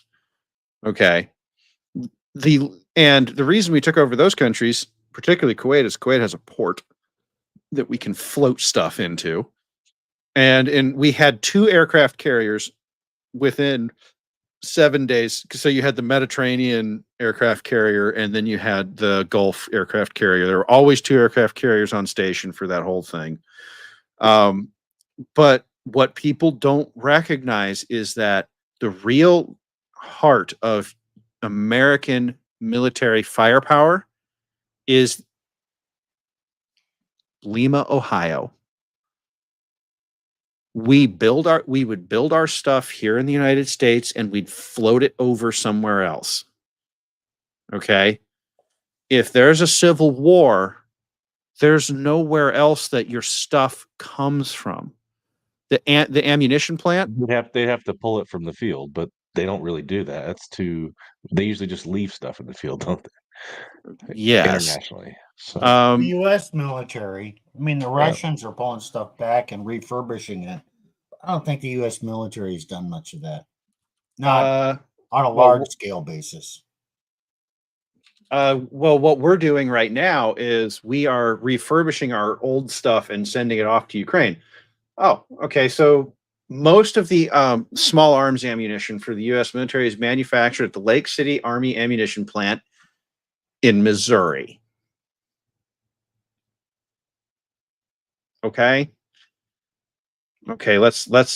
I know where this thing is, so let's zoom out to Missouri here. Back to, all the stuff is behind the lines in a really safe place, and you're just in time system of everything, the food coming in for the workers, all the raw materials for your production plant. If you need a part, you can go to McMaster Car and order whatever. And they got that little the piece of bar stock, and so your machine shop can make it. You can't make a part if you don't have the bar stock to make the part to keep your machine running. All this just tiniest things that we take for granted. It all works. In order so we can make the ammunition in Missouri and the tanks in Lima, Ohio, or somebody can refurbish the tanks because that takes a lot. Everything is working so we can support this one war on the other side of the world. And in general, everything is working in Russia to the extent that they can maintain their side of the war. Everything works. Well, what if something doesn't work? Then it gets ugly pretty fast.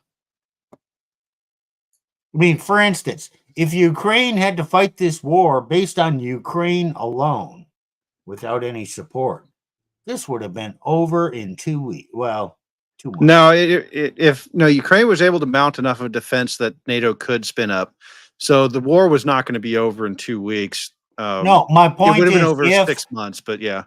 if NATO wouldn't have supplied anything more to Ukraine, if everything for Ukraine's defense had to be made in Ukraine, they stood no chance.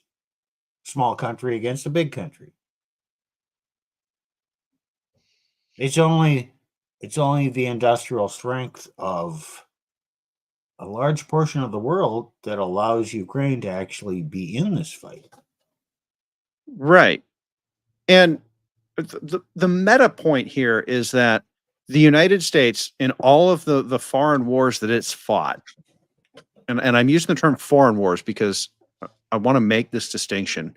The United States has been able to treat the continental United States as a inviolable, remote rear area where it can build everything it needs. It can build food, it can distill oils, they can do tanks and ammo and everything.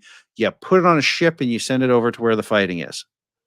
If the fighting is here, there is nothing about our system that they could sustain. Grid says that they moved the plant to Grand Island, Nebraska. And Not that's good old boy better. country. That's even worse. Yeah, I exactly. lived over in that area. I lived Not over in better. area. That's not better. No. You're actually kind of making our point that, okay, small arms ammo, which the military goes through by the boatload, and I do mean boatload literally, is made in a place where if the U.S. military decides to do, if something happens, they can't get their ammo out. That's a problem for These them. people over there, a lot of them are military background, ranchers, farmers, heavily armed, know how to live off the land. They don't like the government. Right. So if there is a war, a civil war, and the U.S. military decides that it needs to get involved, my message to them looking at the maps would be, please don't. Let the people who want to leave go, send the rest to the borders and say, the U.S. military is not getting involved in this on either side. We're going to let you all sort it out. And defend, and then they look at the borders and they look out and they say, don't come in. We're sorting our own shit out. Our job is to keep you out. If they do that, the U.S. military has a chance. Not a good one. But realistically, I don't see that happening. I just see the U.S. military falling apart within 2 to 3 months, as in being completely useless. Nothing. No drones, no airplanes, no strikers, no M1s, nothing. Well, it'll fail by attrition, and if they don't have food, they can't operate very long. We don't have the transportation to get the food there. Well, what's going to happen? And if their family is threatened, not even by someone slashing tires, if their family is hungry and just overall there's unrest, people are going to just protect their family. Yeah. So the question is, it is not going to be government versus the people. If that's your view of the Civil War, there just won't be a Civil War. Because what's the government? Okay, the government orders the military to go quell the rebellion. Okay, where? Where if these middle states here, where all of the military hardware is built, right? It's built here. It's built out here. This is this American heartland. Okay. If it's a political fight, that's if that's what you're telling me, and that it's a government fight, first off, half the military leaves the next day, so you don't have a functioning military to start with. If that's the order from the president, go pacify these areas, half of them are gone the next day because, look, I heard a great line once. The military is run on indoctrination, and our military has been indoctrinated that you attack the hammer and sickle and that you put the Gadsden flag up on your own tank. So when your orders are go attack the Gadsden flag, the guys are they're gonna go, wait, that's my guy. That's me. You can't create a narrative for that says, oh, well, the Gadsden flag is actually the enemy. I can create a narrative that says, oh, the hammer and sickle is the enemy. But I cannot do that when the narrative is the Gadsden flag is my guy. Do you really think that the guy driving the tank is going to say yes to the order to go drive through, Billy Bob's house, and he knows Billy Bob personally? That war isn't going to happen. It's just it's ridiculous to think about it when you sit down and parse through what it would actually really look like. But let's say you get all the DEI people in there, and and you can turn the military into a political organization. I would argue that the demographics of the military argue that we're nowhere near that yet. Nowhere near that. The Navy is 63% white, and they are the least white branch of the services. Okay, well, they're not, even the Navy is going to be pretty reluctant to start dropping bombs on, Billy Bob's house. Like it. So, and the black and Hispanic are pretty well integrated too. I don't think the military is more. It's not men of different colors against other men of different colors. It's more the men against the women and other genders. Yes, I agree with and that's where it comes from. So yeah, it's just not racial. Sorry. You can't. Yeah. Okay. So we can't go to that. We all okay. I will say this: we all have an in-group preference. Sure, it's just natural. But that doesn't mean. Oh, we might tell some off-color jokes. But if you're in the army or the military, you serve next to people of that are way different than you. You can be a northern guy serving next to a southern guy. You got his back, he's got yours. He may have a different skin color. If he's a decent guy and you can rely on him, good enough. That's good for me. And that's really at its core how men operate. We can't afford stupid biases most of the time. Right. And I think all of this data is an attempt to sort of answer very different ways that people try to say, oh, well, the war could happen this way. The war could happen, this other way. Okay, well, we agree that if it's government versus the people, the government automatically loses just on sheer numbers and the way the country's set up. Okay, so there isn't going to be that. Okay, it's not going to be black on white. It's not going to be color versus. It's not any color. Okay, so who is fighting the war against who? Until you answer that question, there is not and never will be a civil war. Well, right. But there could be civil unrest. Sure. And if that happens in a city, it's an area of the city which might be ethnically one group against the rest of the city or the police. So it could appear to be racial, but Mhm. it's really close geographic and it's economic. It's identity politics as much as anything. Normal moral people versus crazy crap. Yeah, Yeah. I don't know how. I don't think racism goes very deep in this Oh, country anymore. Yeah, But I don't think so I either. do think there's bias. Just Yes. don't think it's racial hatred.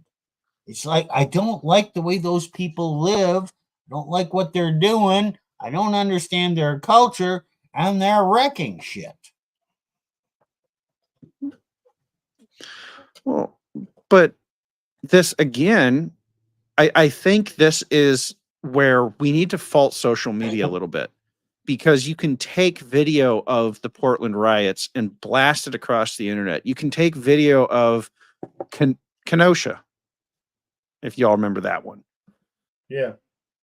and you blast it all over the internet, and all of a sudden you have to have the trial of the decade over what that kid did. Okay.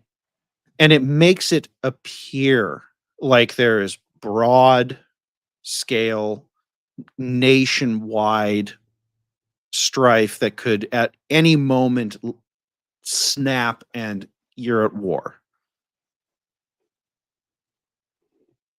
But that's why we do what we do. That's to me, this is one of the great things that I love about doing this is I can sit down, talk, pull up the data,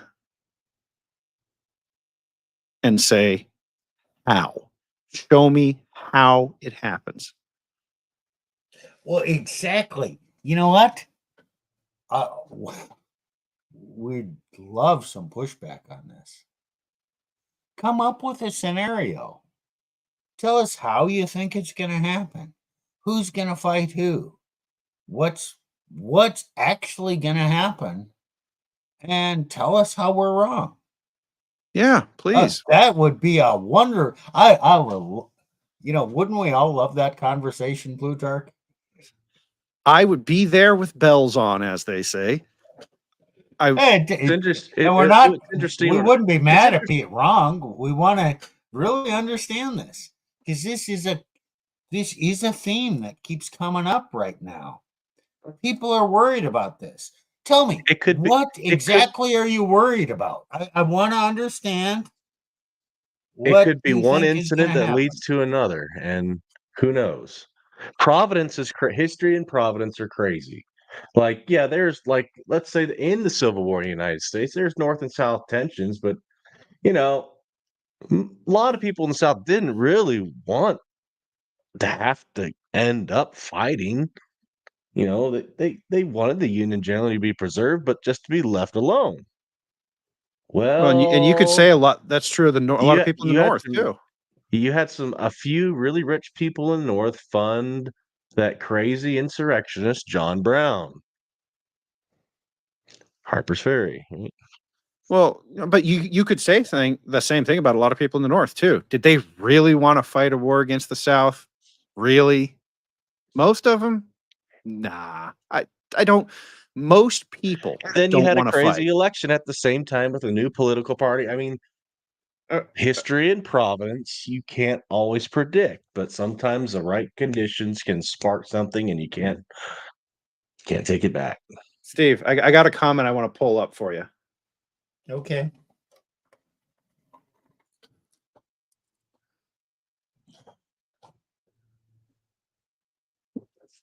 We currently have 8 to 12 million people who do not wish the U.S. well in our borders that can be weaponized. Okay. Civil unrest. It's not a civil war. Yeah, I could see lots of civil unrest that's fomented by this. But the other thing to consider is that regardless of the propaganda you read, the vast majority of these people are coming, when you look at where they came from, they're coming from highly economically disadvantaged countries. They're not here to create problems for the U.S. because they need the US to make money to send home. They need the system to function as it is. Yeah, that's true. But I've heard, oh, we got a lot of Chinese military men in our ranks, and they're out at the shooting ranges and they're practicing. Okay, well, I don't live in an area of the country where I'd see it, so I have no knowledge. But let's just, for the sake of argument, let's assume it's true. Still, it's us regular Americans, men, who run the economy, go to work every day, make things work. And yeah, they could study it and they could go out and take out a few things here or there. And then a bunch of us are going to figure out, okay, who's doing this? And then there's a lot of military men. Men are going to come together, and yeah, it could get ugly, and yeah, okay, there could be some of those people here. Well, they'll be dealt with, not without a lot of pain, maybe a lot of destruction. I don't know. We'll have to deal with it if that's true. Okay, I'm going to pull up this comment here. It says, that's a poor argument. We know there are bad actors in the country and they know they wish us ill. That I agree with. Completely agree with that. So, Here's the problem. This is what's called a composition fallacy. Trying to say that because some are, the whole is. I structured my response very carefully. It was most of them come from economically disadvantaged places and are relying on the system to work to make money to send home. We have, in fact, in the past couple of weeks, captured. The FBI has captured bad actors. They were casing a military base over in Virginia somewhere. Yes, there will be some.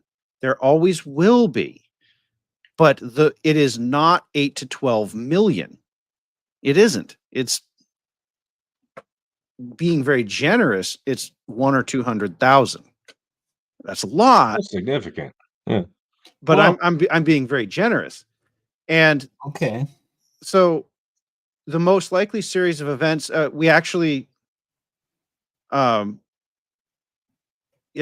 were planning an attack using a truck on Quantico, right? Yeah, Quantico being in Virginia. The most likely series of events would be the destruction of power substations in the Midwest. Okay. That is not a situation that would set off a civil war. That's a situation that would bring the infrastructure to its knees. And here's the thing, I actually thought about this when I was doing this because I figured somebody would bring this up. Okay, when was the last major attack on the United States? Well, attacks on the United States from foreign powers tend to unite a nation. That's something they had to think through in the Civil War too, when they're trying to get other countries involved. So they're like, you got to be careful because if you brought in a foreign power, then the people were like, well, you're not one of us, so the people would tend to unite against that power. Right. So, yeah. In more It recent might times, not work that way. It might not work that way, but that generally. well, They can't Yeah. take out the whole power grid. Or, yeah, okay, the whole thing can go down. You can take out some key substations. Yeah, you're going to leave areas of the country dark. And yeah, you could even bring down the whole system. But then you got black start capabilities at certain plants. And within a day, probably way less than that. But, let's assume worst case, in a day, they'll have portions of the grid restarted, and they slowly bring on the rest of it. Could take a while. it would. But okay, one destruction does not incapacitate the whole system. Yeah, you take out one aspect of it, but still, that's not civil war. That's civil unrest. And to Plutarch's point, do you know the story of the frog and the scorpion? I guess do. You guys don't. I do, but for the audience. Okay. Well, there's a scorpion on the riverbank. And he says, Mr. Frog, I want to go to the other side of the river. Mr. Frog says, well, that would be stupid. You're a scorpion. You're dangerous. You could sting me. The scorpion says, well, that would be stupid. We would both drown. So the frog says, yeah, you're right. Okay. So get on my back and I will swim across to the other side. They get in the middle and the scorpion stings the frog. And the frog says, what the hell did you do? Now we're both going to drown. Why did you do that? The scorpion said, that's my nature. So these illegal immigrants who are in our country, they're kind of like the scorpion. Yeah, they got a stinger. Are they going to sting us and we all die, including them? Or are they going to say, well, you know what? I like sending some money home to my family. I kind of enjoy it here. I don't know that I want to do that. What are they going to choose? And I assume you're talking about the bad actors here too. Some of them will say, Yes, the bad actors. Life here's not so bad. Maybe I'll just not do what I was sent here to do.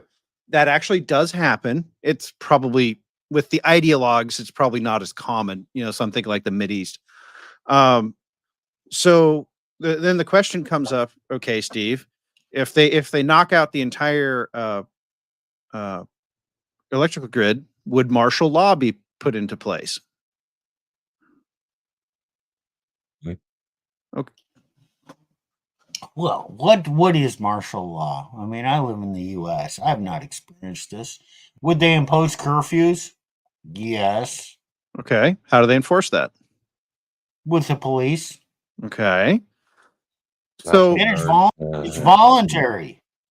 Yeah. Are they ever going to impose military enforced martial law?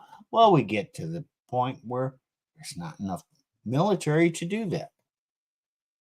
By the way, there's about 1 million sworn police of all police agencies from FBI down. There's about 1 million. In terms of combat personnel, there's about 200,000. So you're working with about 1.2 million people. And yeah, you're going to get, if you impose that, for the first bit, you're probably going to get most of the compliance. But there's still a lot of people out and about because they have waivers and, they got to work at night. We got a lot of people who work at night. We do. We have entire industries that require 24-hour staffing. Medical industry, a lot of manufacturing, particularly if it's military related, runs 24 hours now. But if we're going to impose martial law, that goes straight back to, and this is why we spent so much time deconstructing the military side of this. If you're going to impose martial law, how do you do it? Which portions of this map that we're looking at do you pick off and say, well, I'm going to enforce martial law here? Because if you say, oh, well, I got to control Kansas City, major rail hub. Well, Kansas City is probably about 3 brigade combat teams. Okay. Do you really think that and we saw this during COVID, so I'm not speaking from a theoretical place. Do you think every Red County sheriff out there is going to go along with this martial law?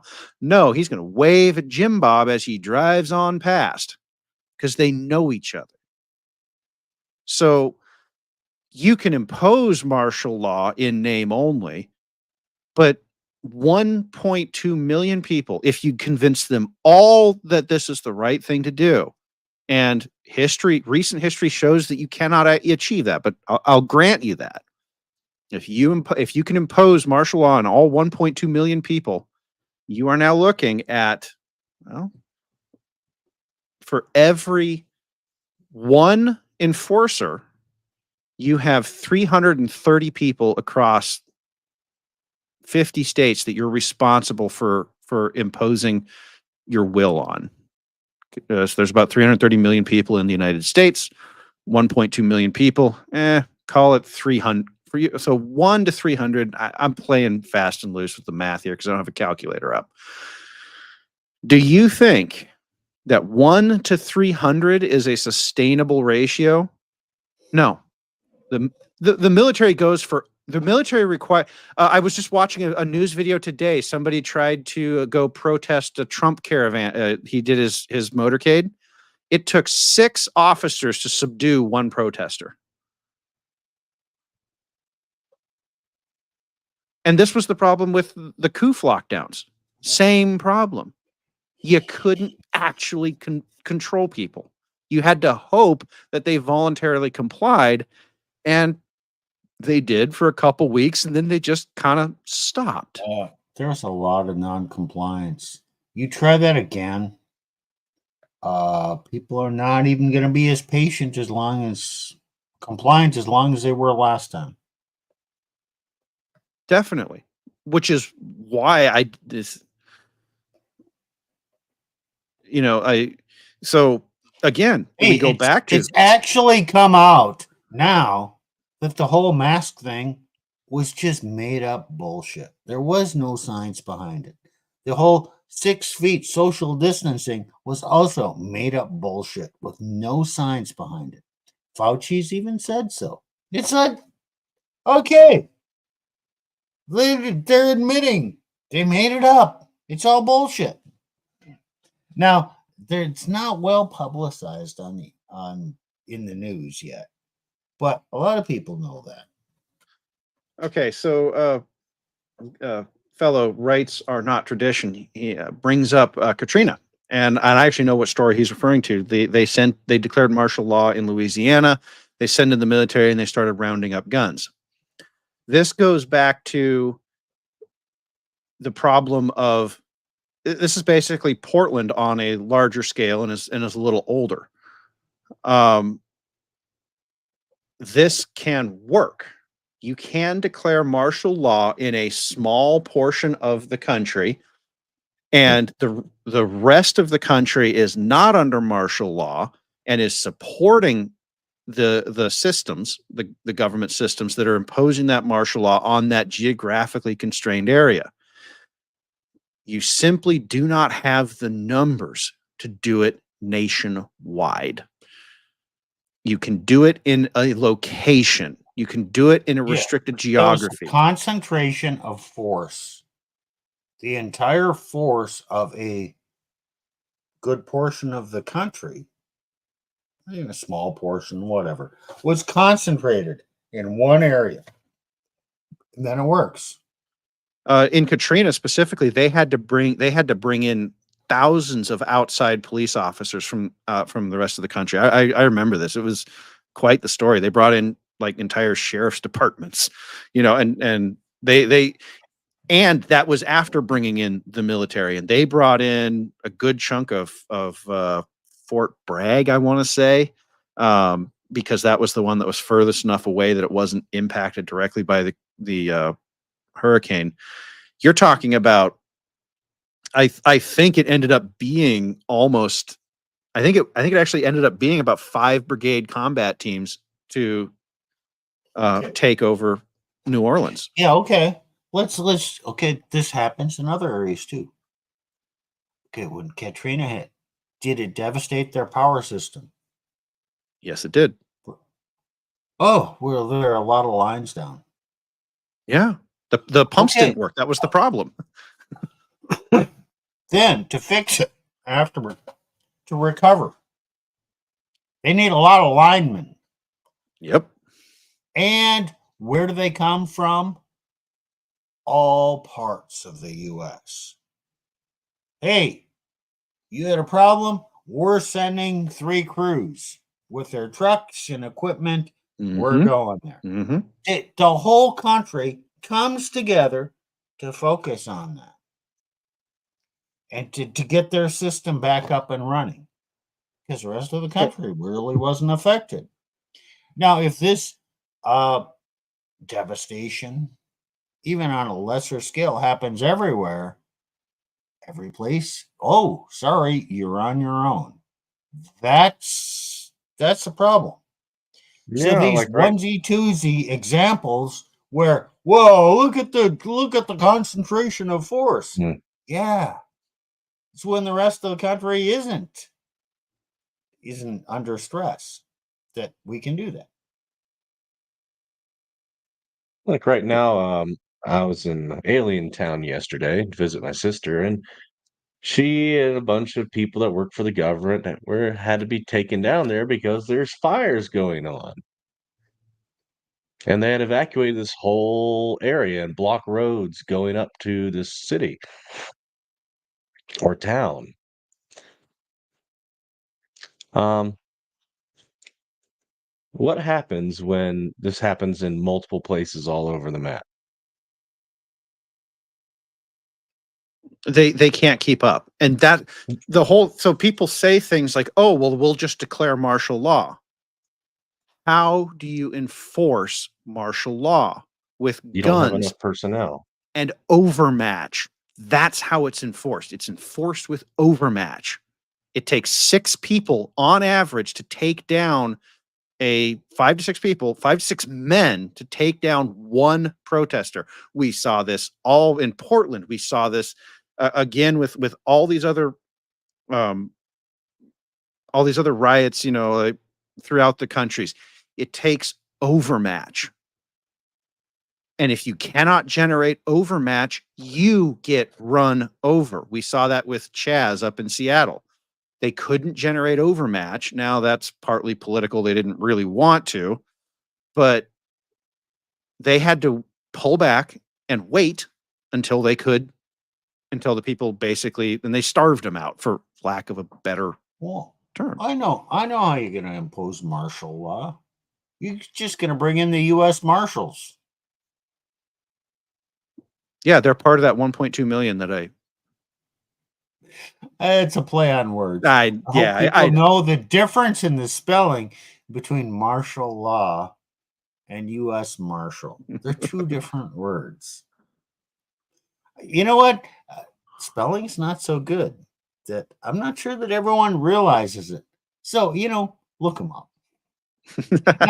Not to be an ass, but if you're gonna talk about these things, and anybody who mentioned it, I'm not putting you in this category, but don't assume a lot of people understand the difference. Fair enough. Fair enough. I do tend to give people the benefit of the doubt. But I mean, that really just comes down to, yes, martial law might be declared. I'll grant that. I really will. But if it's declared across the entire country, enforcement becomes a in virtue a mathematical impossibility. It's 300 to 1. If you need 6 to take down 1 and you are 1 against 300, you're screwed. They could literally just trample you. They don't even need guns. They just need fists. You'll run out of bullets before they run out of bodies. I don't know if anyone's tried, but carrying 300 rounds of ammunition on you is the military standard combat load for an M16 is, I think that's 170 rounds. That's what they're trained to carry. 300 rounds is basically fill your ruck up with ammo and nothing else. No food, no water. Okay. And they're still going to mob you because you can't shoot and reload that fast. So they can declare it. Some places will even comply, but there's going to be a lot of places where it'll be exactly like what happened during the coup, and absolutely nothing changes about life. The sheriff's going to say, like many did during the coup, well, that's an illegal order. That's an unconstitutional order. I'm not going to follow it. Okay. So And then they started tying in federal funds with compliance and yeah, but that's a long term. That's a long term yeah, strategy. You don't get the yeah, compliance that you're looking for, right. and you don't have enough people to enforce compliance of martial law, and at some point, somebody's going to get fed up with it and they're going to go rip up the railroad tracks. And now, you've got food that ain't getting where it need to go. Okay, you can start civil unrest this way, but the government doesn't last much longer. And the entire system falls apart to the point where it's not really a war so much as the country becomes a giant rotting graveyard. It goes really quick. There's a guy named James Kirk, or I think his name is James Kirk. It could be and I could have his name wrong. He retired Army Special Forces. He wrote about what it would take to, what would happen in this sort of fast collapse scenario. In his scenario, the collapse took a week, and his scenario was started by a atomic weapon going off in Los Angeles. So you're talking about an event. An event happens and it dominoes some things. The weapon goes off, wipes out some power plants, and then some feds get sent up to a different power plant, and the people in the red areas around that power plant don't know what's going on, so they start shooting at the feds who were sent up with guns because they think it's going to be another Bundy ranch. So I get that military guys write about stuff like this happening. I do. But when you look at how it actually plays out, there isn't a government at all in 2 to 3 weeks because the food ain't moving.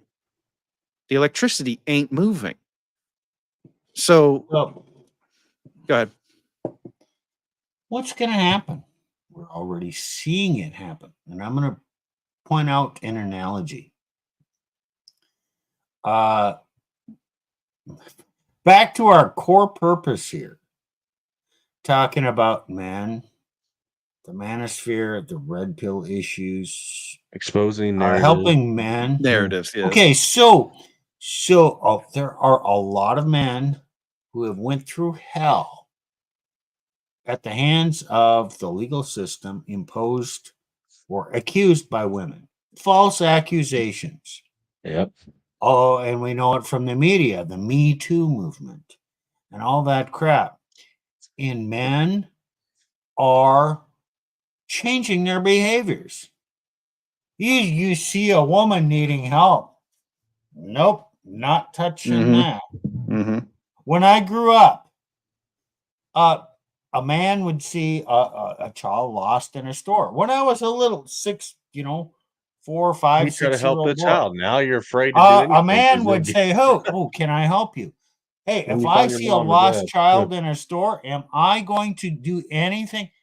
You gotta be kidding. No, hell no. I'm not going near there because they're gonna accuse me of trying to kidnap that child. I'm not doing that. I'm not helping random women. And you know what's happening to the young men?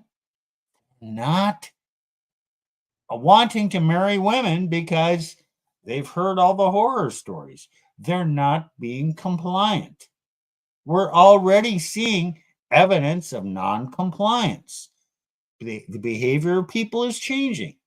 So if they try and impose more and more controls, people will change their behaviors and they'll find ways of not being compliant.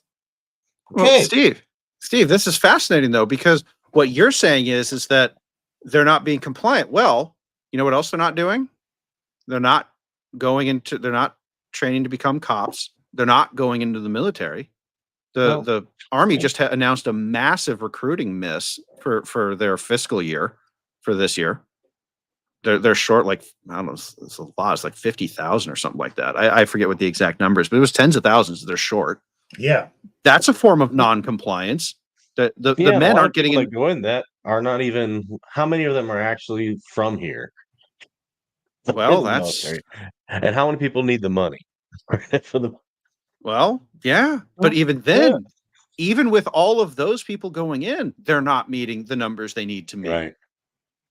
That should, again.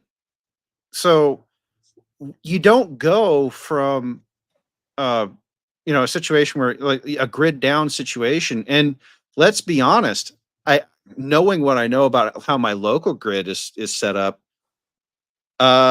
yeah, I live near one of those black start sites. Realistically, you're going to have energy production up within. It takes 24 hours to do a cold start on a black site because of the way the mechanics of electricity work. Okay, so 24 hours you're going to be cold. Okay, but then the black site starts up, and that's used to spin other stuff. And you don't Well, it actually. depends. If it's a peaker plant, with a diesel generator, they can have it up and running in an hour or two. The first one. Yeah, I'm Peaker- thinking of hydro, and that takes longer. Yeah, okay, but you here.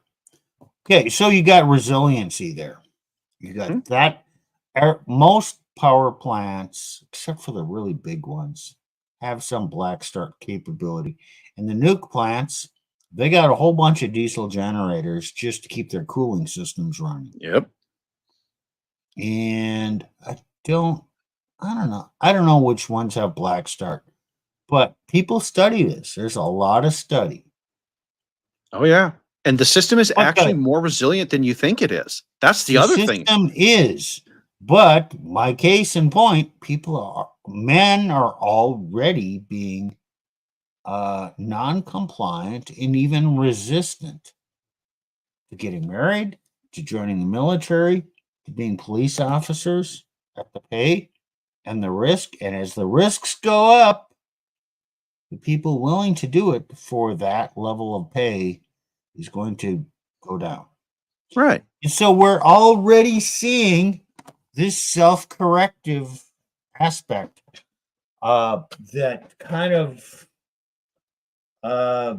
reduces the risk of a civil war and it makes any civil unrest kind of localized. But, And if the whole system fails and food doesn't flow, yeah, it's going to get ugly everywhere. but as long as the unrest, as long as the damage, let's say that some group of actors comes in and they try to take out the power grid, as long as the damage stays localized, the rest of the country can mobilize to deal with it like we did with Katrina. And there you're not likely to see a nationwide martial law imposed in that situation. You're going to see a geographically restricted martial law. Okay. And because it's geographically restricted, it's almost impossible for it to turn into a permanent martial law because the rest of the country is not operating under it. Right.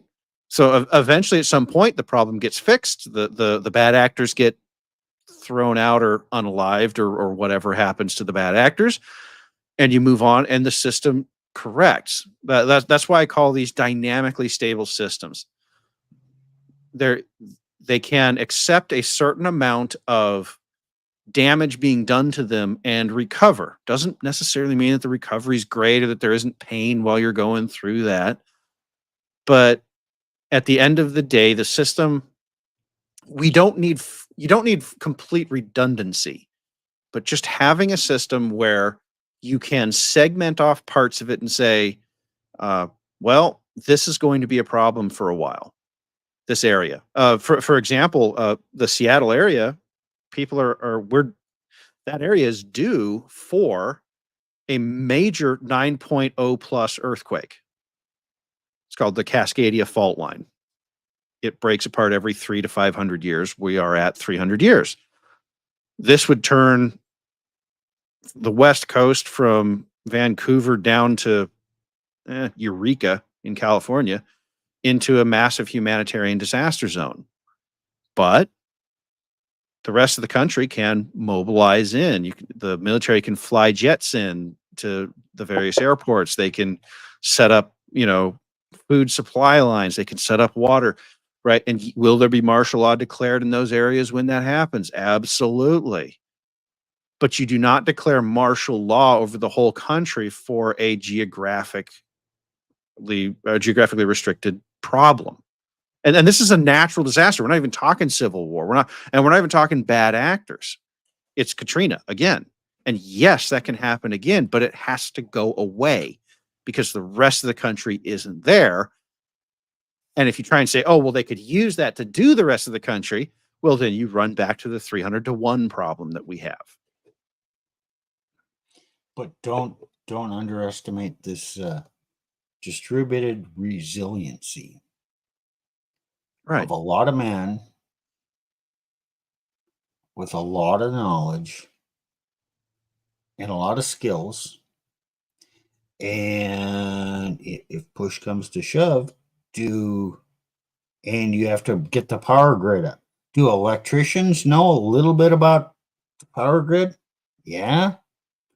Could they be mobilized as assistants? Yes. Yeah. They're probably not going to be climbing the poles, but they can do be a lot. setting fittings. They can be setting fittings. They can be. And just pick any problem. You got a lot of men who can come together to deal with it. And then, okay, if we got these bad actors, we got a lot of retired military in this country who are out and they listen and they're aware of what's going on. They have situational awareness.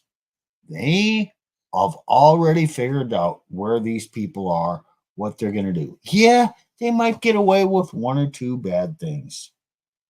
But, okay, you got a lot of redundancy and resiliency and distributed forces that are going to take care of the situation if need be. Yeah. Yeah. Okay, it could get really ugly in the meantime. Sure. We could have stress. You could have shortages of all kinds of things. Probably will. Localized, maybe even national. Is it the end of the world as we know it? Probably No. not. And that gets to this is a conversation. This is for a different stream, but there is in the culture, and there always has been in the US culture, particularly a strain of doom porn. And that's because we're a settler culture. And in settler cultures, one bad thing goes wrong while you're out on the frontier. The doctor's 20 miles away on a horse cart. He'll get to you tomorrow. So one thing going wrong is a disaster for you. And that is built into our culture and how we think. And that is slowly going away. But that's a project for hundreds of years. And I'm not even sure that it's necessarily a good thing. Here's another solution. All I got to do is say, Jesus is coming. And I believe in the rapture. I'm just going to be raptured up before any of this hardship and these difficult times happen. I'm going to be with Jesus in heaven. And, you poor people are just going to have to deal with it on your own. Oh, God. Oh, man. Sorry, you're probably not the one getting raptured. I mean, I'm fairly sure I'm not on the list. Well,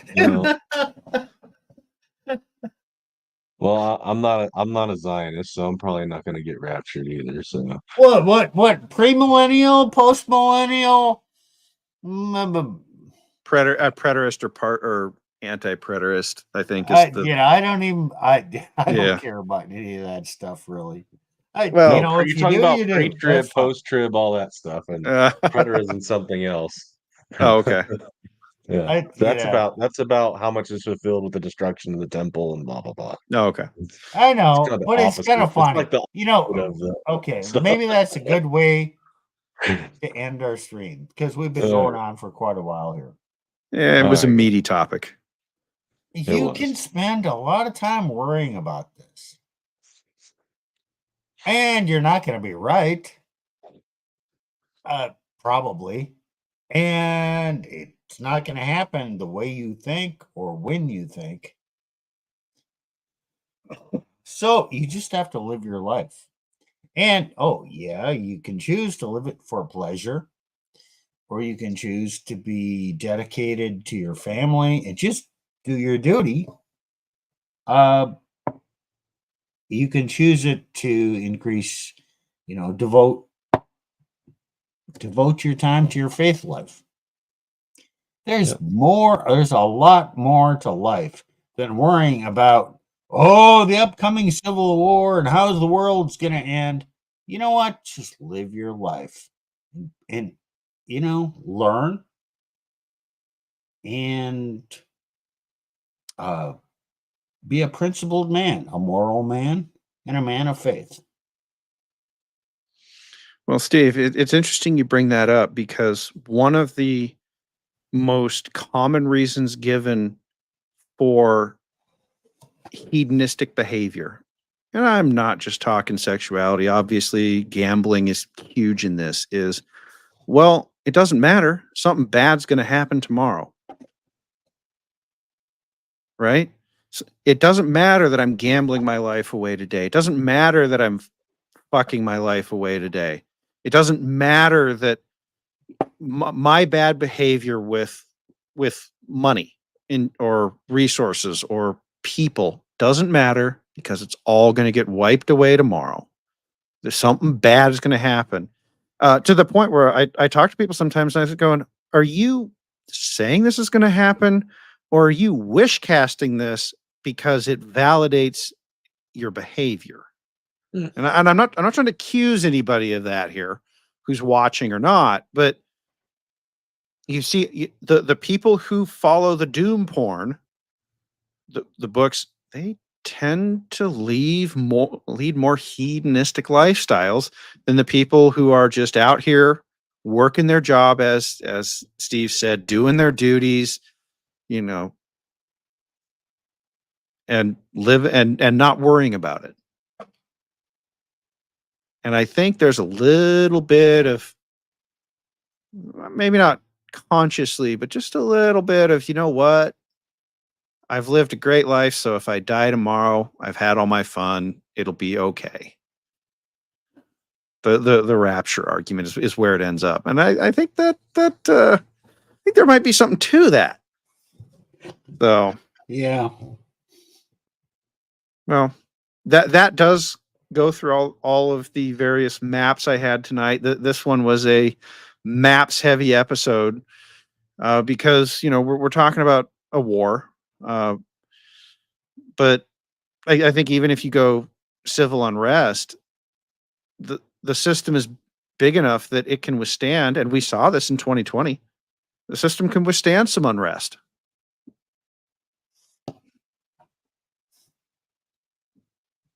Yeah. So if you're out there gambling that you're going to be taken off this planet in a major civil war or grid down situation, well, folks, you might want to step back and think about that a little bit. Hey, but at the same time, we're saying don't be prepared for a bit of civil unrest. Oh, We're not saying don't stick your head up your ass or stick your head in the sand like an ostrich. Yeah, it's probably a good thing to have some weapons, some ammo. Yep, got those. A bit of food. Yep.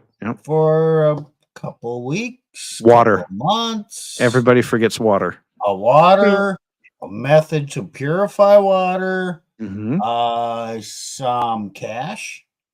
Yep. Maybe some just normal, some modern coins, and some silver. Sure. These are all great ideas. You know what? We're not saying don't be prepared, because unrest could actually happen. It could happen in your neighborhood. You could be one of the. So few people are prepared that it doesn't take a lot to come out okay. I mean, at least as far as silver. Yeah, water. You want as much water as you can, but water purification is not that difficult today if you buy the right stuff or you know how to do it.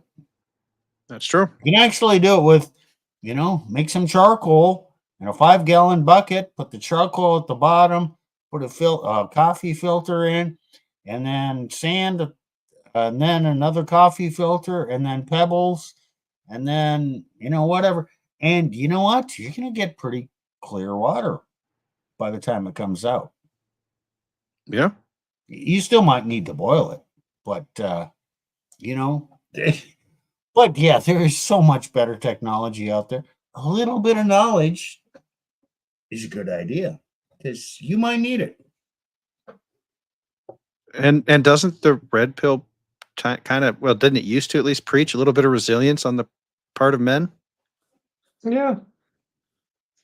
Oh, that's what we're talking about. We don't. The purpose of the stream was to get you off the doom porn that's being pumped into you by the media, and I include YouTube in this because they're just as guilty of, content creators are just as guilty of it. Start looking at what actually could happen. Could localized unrest happen? Sure. And it would feel a lot like Katrina. And you know what? The people who had a little bit to survive on during Katrina did a whole lot better than those who didn't because they were prepared. So Could a that's destruction, could a total destabilization event happen? Yeah, maybe. It could happen, but it could happen in anyone, anytime in history, pretty much, with natural disasters. I mean, right. So being prepared doesn't hurt you for whatever comes. Right. And Right. that's kind of the point and the purpose of this message. Learn to separate the narrative fiction from the reality of the situation. Yes, there's a lot of research that I had to do this. The guys will tell you that I was kind of scrambling all weekend long. But you know, even then, it didn't take me that long to do it. You guys can go off. You can go do your own research. You can, you've seen the URLs come through the in the video. So my sources are there for you if you want to go check yourself and see what you think. I highly recommend you do. But be prepared for the worst, but do not live your life as if the worst is going to happen. Yeah, be prepared. When Plutarch runs a stream, it's going to go long. Can't help it, boys. Can't help it. But I am out of content. We have got our message across. I think we did a better job pulling in comments this time.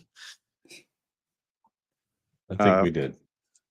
Which reminds me, please like, share, and subscribe. Especially share. This one is intended to be, like all our streams, is intended to be shared with your friends and talked about. And I mean, this one particularly, given the narratives around that are flying around right now and versus what could actually happen, I think could help a lot of people. Yeah, okay, Nick. You got Wednesday coming up. You got a kick-ass stream or a kick-ass topic. Have you got the answer yet? What's the question, first of all? It's like I think the topic's like how to vet church ladies. Oh, but why do I give a shit about church ladies?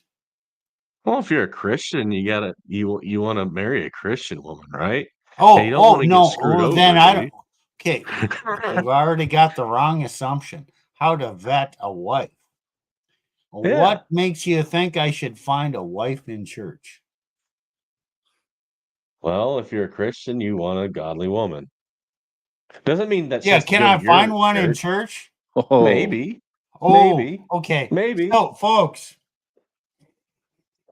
you already know It's gonna be contentious. what the topic is gonna be. And hey, we're already bickering about it. Oh yeah, we probably agree more than we think. So we're gonna have some fun. So yeah, it's something about how to vet a woman for marriage. And it's a church lady, because that's where Nick looks for his women. I'm done. I was going to say, well, I would never look in a church myself. All right, guys. All right. Like, share, subscribe to the Resurgence of Sanity. That's us. And we will see you all on Wednesday. All right, take care.